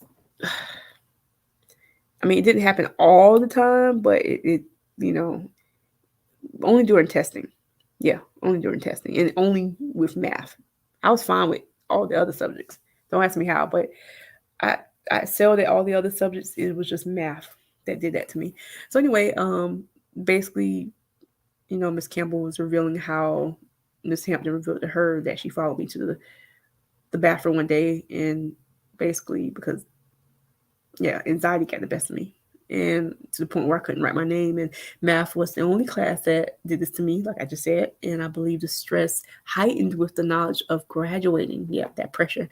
And I was soon encouraged to come in for academic tutoring, and other students came, but only for the snacks. Okay, so I'd be the only one coming to the class to attempt, well, of course, for the snacks, but I would end up being the only student that would come and stay after for to actually try to grasp the work. And like I said, what I didn't know was that my efforts weren't going unseen. And despite the efforts of Miss Campbell and Miss Hampton, the guidance counselor wasn't as engaging. So at the time, I felt the guidance counselor kind of vested more into the gifted students, and I couldn't. I could have been wrong. It's just the way I felt at that time. And when SATs and ACTs came about, I felt like a fish out of water. And having prior experience working at a college, this piqued my interest. I feel okay. So I worked at a technical college a couple years ago, and you know, I would talk to many of the students who were like students. And of course, at the time I was a student too, but I would talk to fellow students, but I also would talk to a lot of returning students who kind of felt out of place because they were returning to school. That's another thing. Never feel ashamed if you are feeling led to go back to school, and it does not matter your age. And I know it could be intimidating, but it's worth it. And never feel like, it's too late. I guess that's what I want to say. Yeah, because so long story short, it's like, I get off on a tangent, right? So let me continue. If you want to go back to school, go back to school. That's what I'm trying to say. Um, yeah, so like I said, having prior work experience at a college, it piqued my interest. I feel we should be preparing, there we go, for those SAT, ACT tests in sixth grade. Yeah, I never understood why would the schools wait till like the 10th grade to then say, oh, let's do really 11th to say, oh, by the way, it's time for your SAT, ACTs. I feel like that should be a preparation in the sixth grade. And I know sixth grade is middle school. If I had my way, we'd be done with all these MOPS testing, SAT testing, because kids learn differently. Like some kids are hands-on, some kids are artistic, not because of the spectrum and all that. If I had my way, kids would come off these medications. There would be no testing like that because every kid learns differently. Every kid is gifted and unique. Not going on a tangent as I do. Let me continue because I'm gonna get passionate. Oh man. So like I said, I felt like we should be preparing for those SAT, ACT tests in sixth grade. I know that sounds extreme, but I believe the portions of the final testing should be guided. Doing so early might provide greater student success outcomes. And I've also I'm also well aware that these tests are to, I'm gonna just say it, I'm also well aware that these tests are to really weed the academically weak students out. Despite coming from a high school, I've seen new and returning students struggle with college English and math. And this is when I was at technical college. For many of the newer students, classes and personal life might have been a challenge. And for me, I finally realized a new milestone after hard work and a little sleep. Yeah, so what am I saying? I'm piggybacking off of what I was trying to say earlier, how I would talk to many of the returning students who kind of felt like a fish out of water, much like how I felt getting ready for those SATs and ACTs. Um,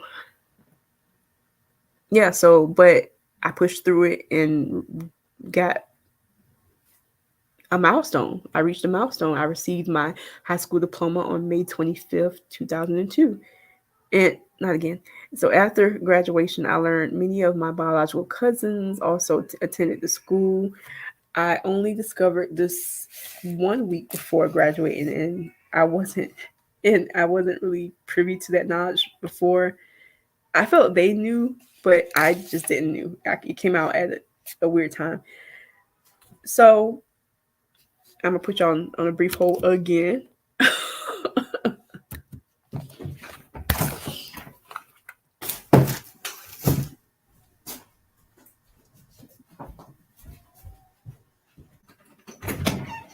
are y'all doing? No, no, don't do it. Stop it.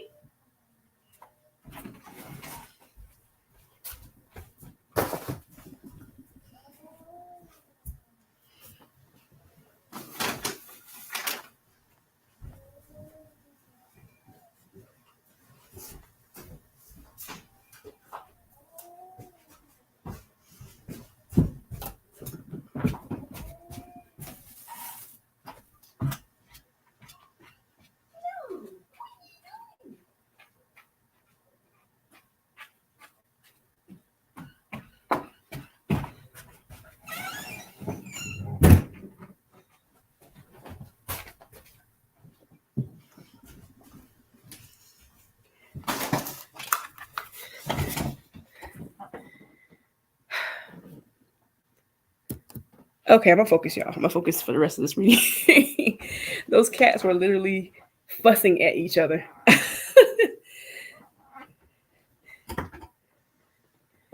Oh, thanks, thanks, Alicia.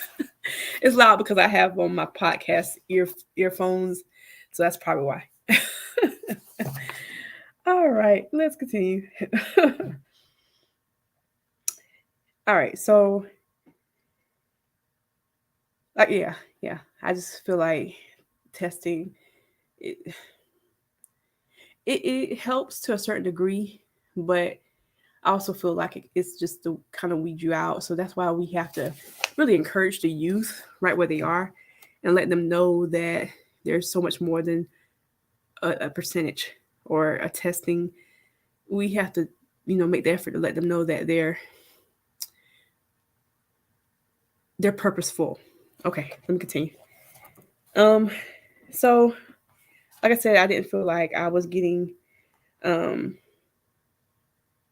as much encouragement. And like I said, the fish out of the water with the ACT, SATs, and like I was alluding to, I felt like the SAT, SATs should have been like a preparation starting in the 6th grade, and but I got through all of that. I graduated, and here we go. This is where I stopped at. So I didn't find out about cousin so and so and cousin so and so until graduation. You know, so LaFresca Nelson was both popular and athletic. LaFresca was light skinned with a athletic build and infectious laugh, mostly because she laughed at the jokes directed at me, And I felt that she only laughed to maintain the top of 134 pressure of popularity. Equally, the reaction to our English class didn't help when I couldn't read. Not because I couldn't read, it was because earlier I said I was having dental work done that left me with a swollen and puffed up mouth. So Mrs. Brenton was a short, dark-skinned lady with curly, pent-up hair. And although she was the teacher, I often watched her make gestures to fit in with the students, one of which was having a disgusted look when I said I couldn't read. And equally, a smart girl in the class was really made us feel belittled about the way she spoke. So there was this girl in my class and very smart, but the way she spoke to not just me, but people in the class as if we were like the smallest things in the world. So Delma Findings was brown skinned with a shapely figure and a snooty manner and was an exceptionally bright student. She knew how to elaborate on many of the topics we wanted to discuss, and the way she'd go into details made you feel so dumb for not knowing the answer. And often responding to class questions, she talked down to others attempting to answer. So, Delma, looking back, I thought she only did this to try to prove how smart she was, um, or prove the smarts she already had. In another class, a guy would pick on me until I stood up for myself. And of course, everyone boosted up his ego and boosted up that as a fight. I had the opportunity to attend both my junior and senior proms. I'm just kind of recapping of the rest of my stay. So, there was a guy who picked on me in another class. And because I defended myself, people tried to boost that as a fight. I had the opportunity to attend both my junior and senior proms, but went with two different male cousins. Go figure. I felt terrible at both dances because no one asked me to dance. And I was frustrated by both experiences. I decided to leave early. And it was weird. I defended how both times the guys were my cousins. And unfortunately, okay. People assumed that when I left early, I was doing something, which of course I wasn't, and they were my cousins. But that means nothing in comparison to the worst thing that was reported after my senior prom. So anybody watching, if you have youth and they're getting ready for prom, I don't know, this sounds weird, but I've always kind of felt like the prom was made to be like a miniature or I've always imagined that the prom was like a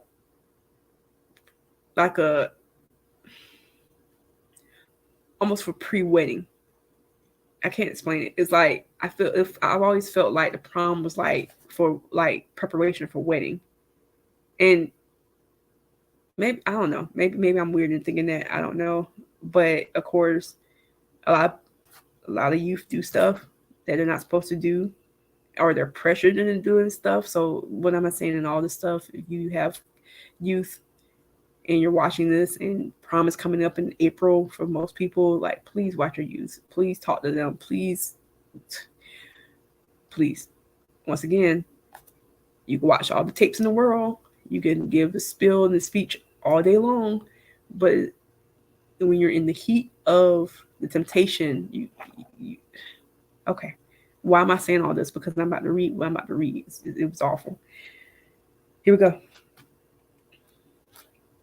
So, unfortunately, the worst thing was reported after my senior prom. I came outside during lunch the next day to find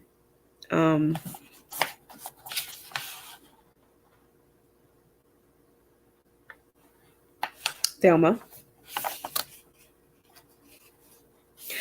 Yes, Alicia. Prom is formal and potentially romantic, but I've always imagined it to be like preparation for wedding. I've always had that feeling like it was like a prelude to wedding, like a wedding. It's like a preparation for a wedding, and unfortunately, it's not always seen as a innocent thing. but I understand what you mean. Okay, so like I said, the worst thing happened, or the report of the worst thing happened. So I came outside during lunch the next day to find Thelma surrounded by a group of guys. And once again, this is the girl who makes you feel so small because, okay, she's so smart. Of course she was, but you don't have to belittle people in the process. And I really hate even saying this, but I'm gonna say it. So she was surrounded by a group of guys. To my understanding, her boyfriend got her drunk. Then he allowed his friends to come in and run a train on her. Let me say that again. Her boyfriend got her drunk at prom and then allowed his friends and other guys to come in and run a train on her.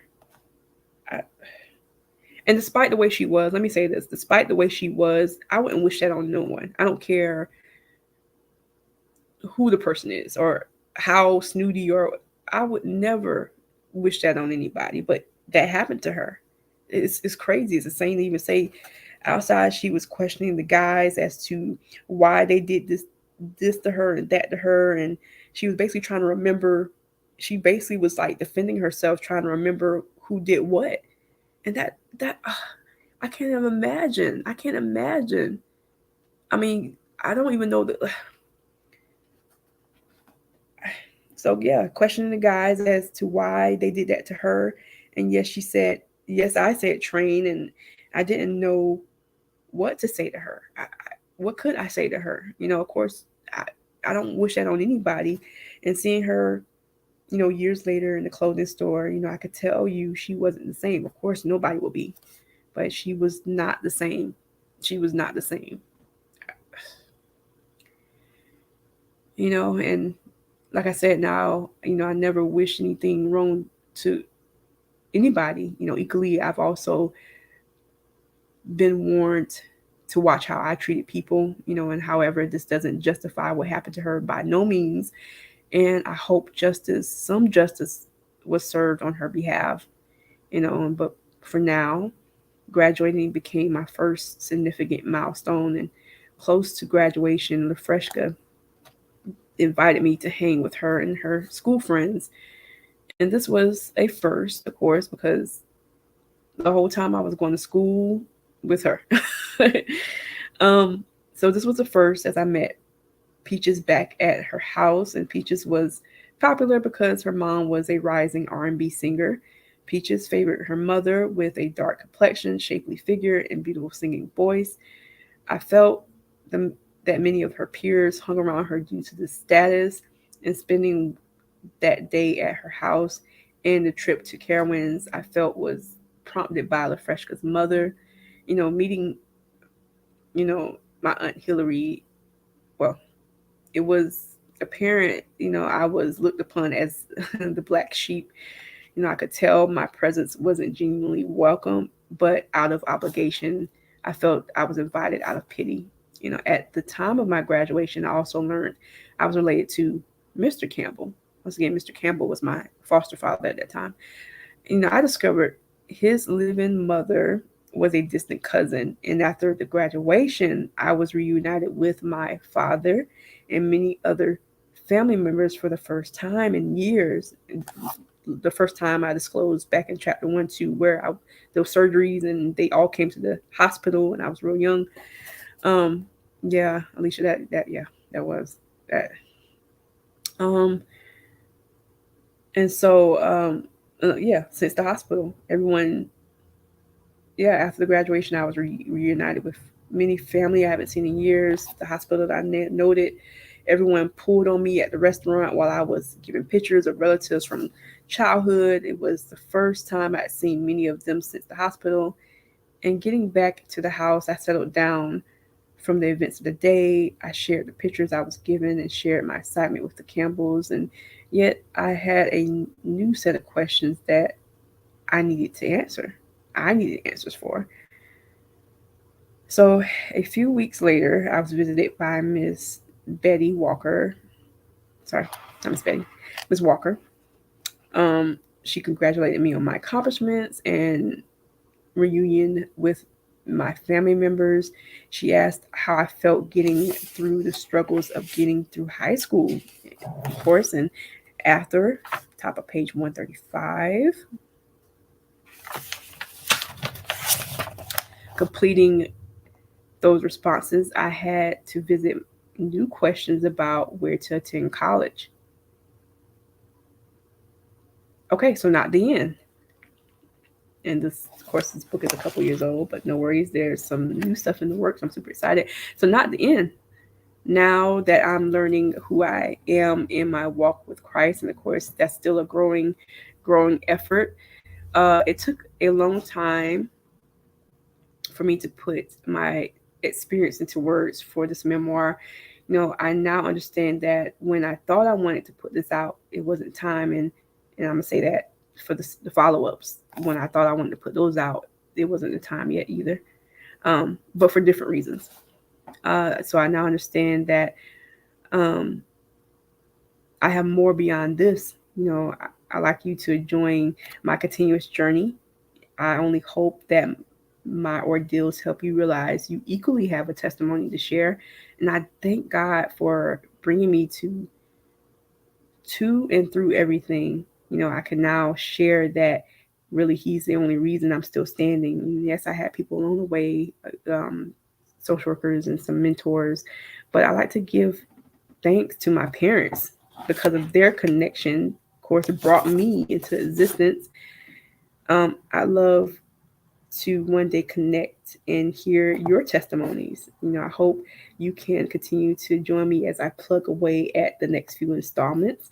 Entangled will close my stay in the foster care system and follow um, the challenges I faced entering into adulthood, and that I'm gonna dive into that. That's the emancipation that a lot of foster care youth go through once they leave the system. Is like they're out there. Okay. Um, and then developed will explore my journey into the present and how I've come to learn about Christ.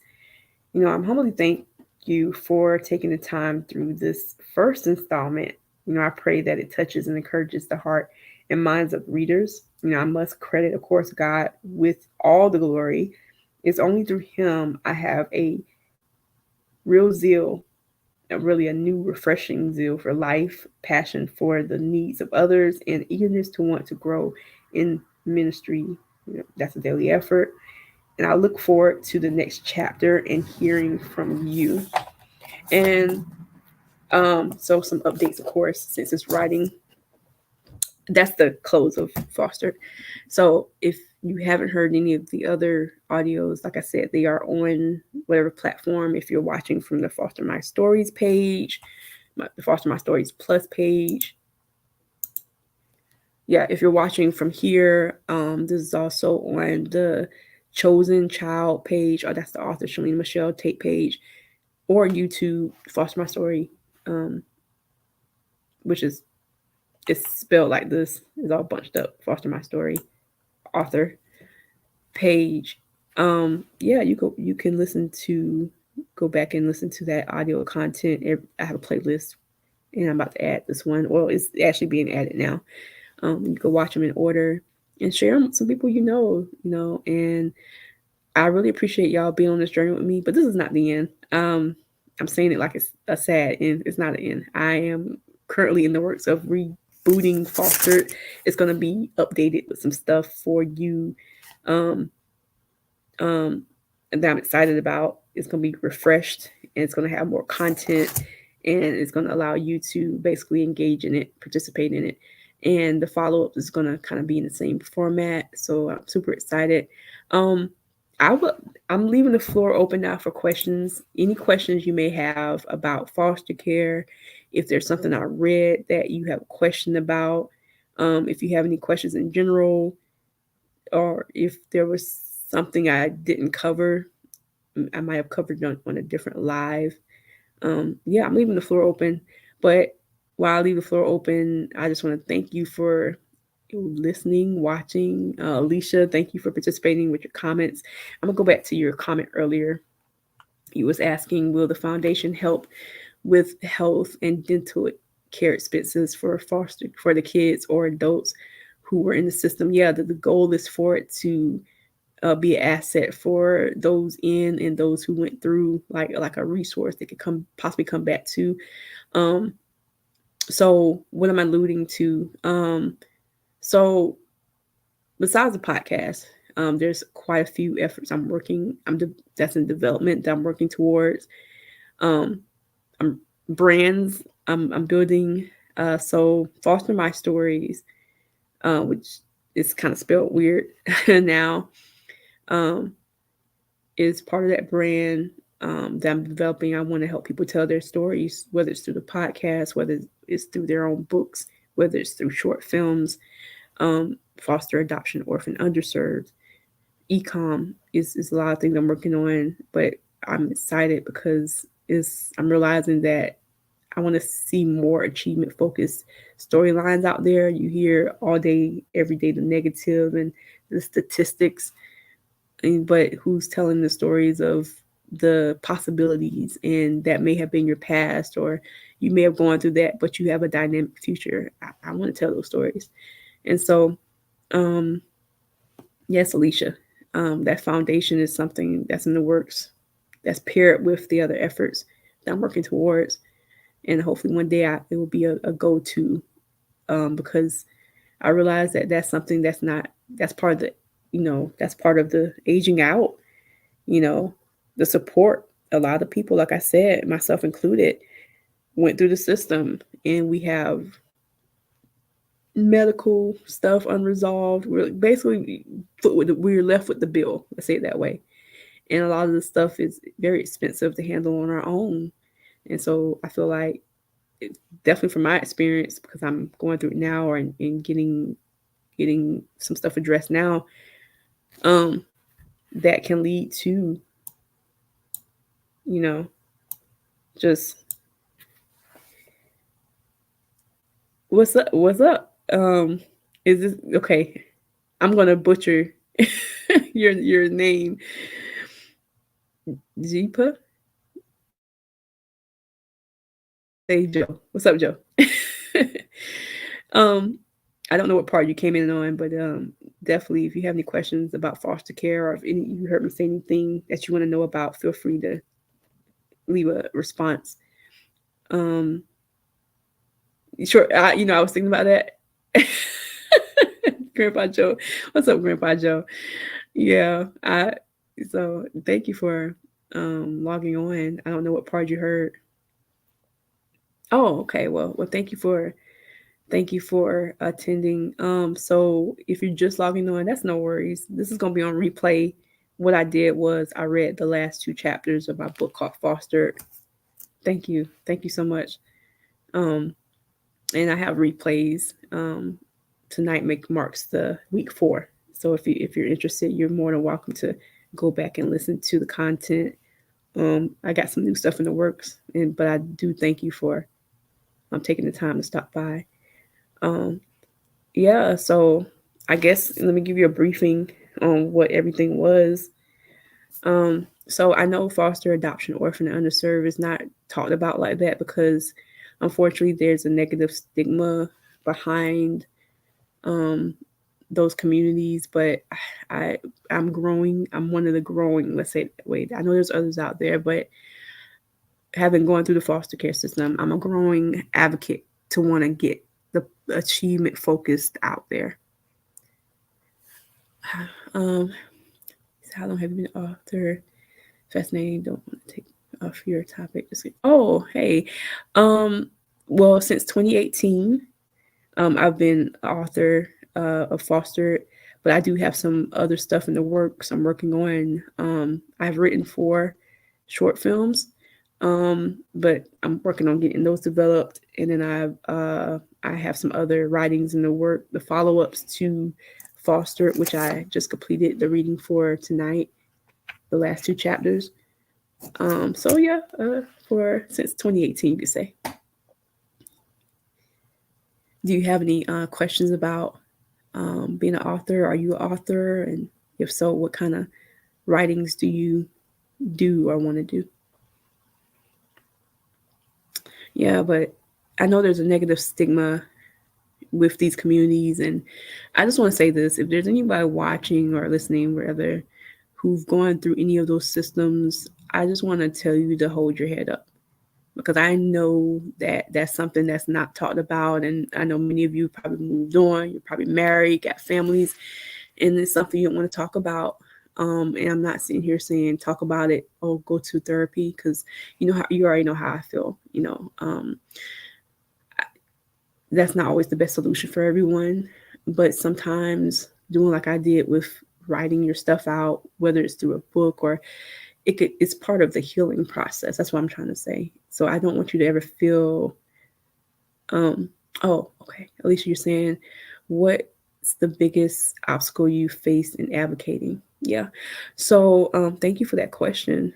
Um I have so many ideas, and but I give God that glory. I just got so many ideas, and there's so many things I want to do. And the biggest obstacles I've been facing in advocating is um I guess having the excitement to go to some professionals um, that's in similar areas of some stuff I want to do, and kind of always make it feel as if um, what I want to do is unattainable. And it's not everybody. So I would say not always having, I would have a listening support, but not like a passionate listening support. In other words, like a lot of times I could be more excited about it than the people who are supposedly the leaders in those spheres that I'm wanting to connect with, if that makes sense. It's not everybody.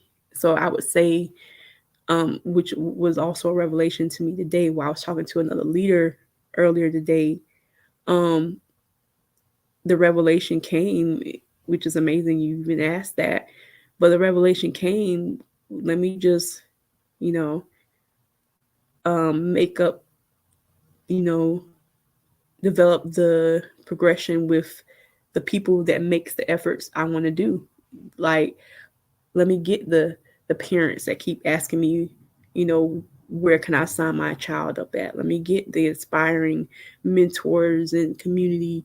In other words, let me get those people that don't have a title or a position behind them, their names, and they could be the support system for the efforts that I'm wanting to do. And it's not every professional and leader. I know I went off a tangent, but that's really what it is. Sometimes I'm faced with adversity when wanting to professionally organize and gather the means to further my advocating for these different communities. Um, Grandpa Joe, you're saying, no, I'm just a boring lad who plays video games.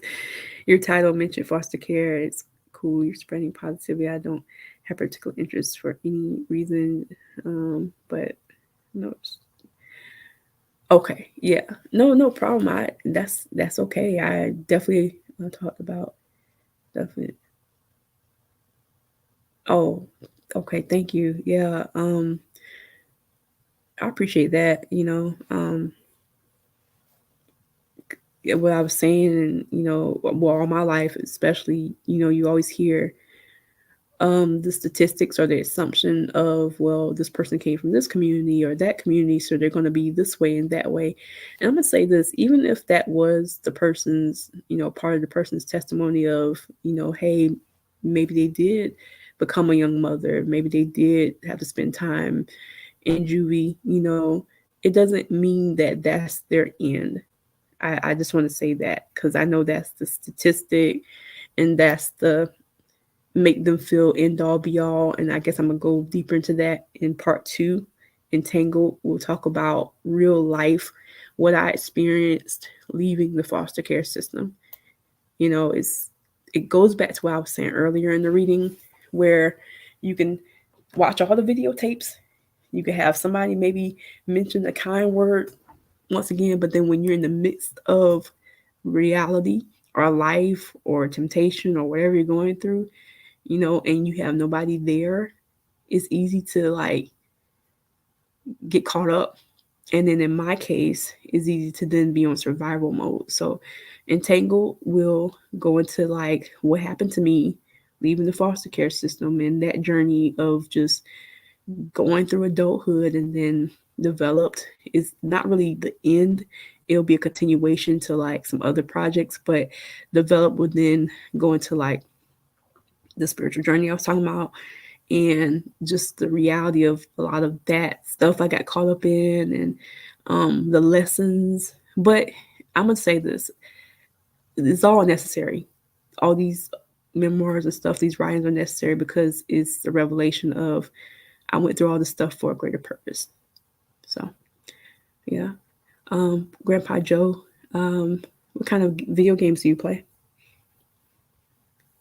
I like games too, mostly like adventure games. Right now, the only thing I'm playing is Candy Crush and this game called Mr. Ludo, where you have to get all four of your pieces, your players, out of their cubicle or whatever. They have to be like all four to home base before the other two or three players on the board. So I don't know.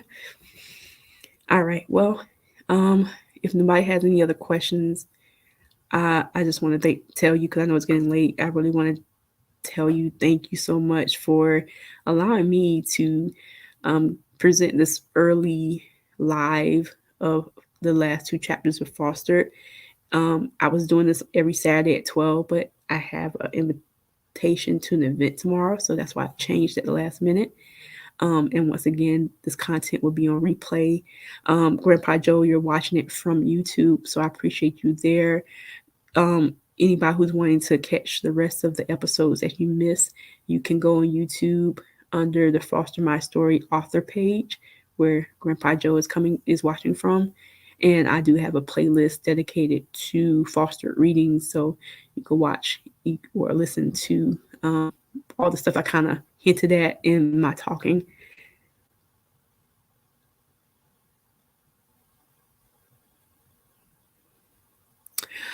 Oh, well, it's that's part of what I do, Grandpa Joe. Like, I'm reading about. I basically did like this is like my impromptu audiobook, if you want to call it.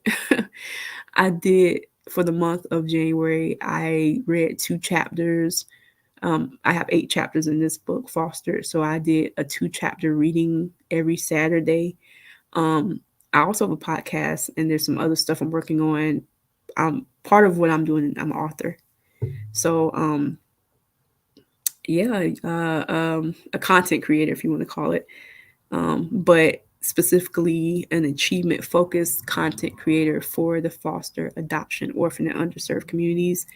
I want to help tell their stories, whether it's through my podcast, whether it's through short films, e-com, whether it's through an achievement, one-stop achievement center to help them with academics, extracurricular, personable, aging out of the foster care system. Is all these things are just slowly but surely coming together bit by bit by bit.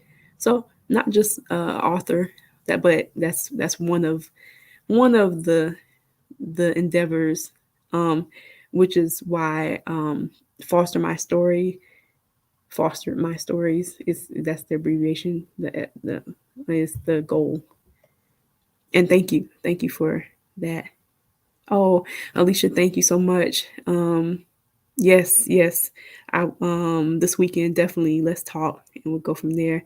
Yes, I do have Grandpa Joe. I do have a LinkedIn. You can find me on Foster My Story Plus, Frank, Mary, Sam, Tom, Orange, Robert, India. So basically, like you're seeing the first part in the word plus, plus, and that's my page. I'm on LinkedIn. As a matter of fact, let me do that right now for you. I can put it in the comments. Thank you for these questions. I appreciate that.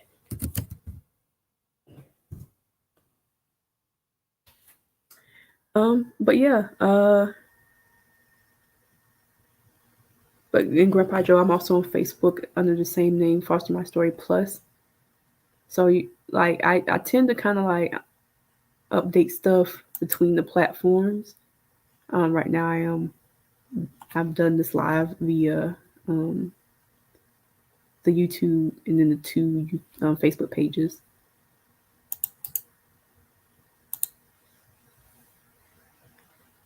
Did you have any other questions? Let's see.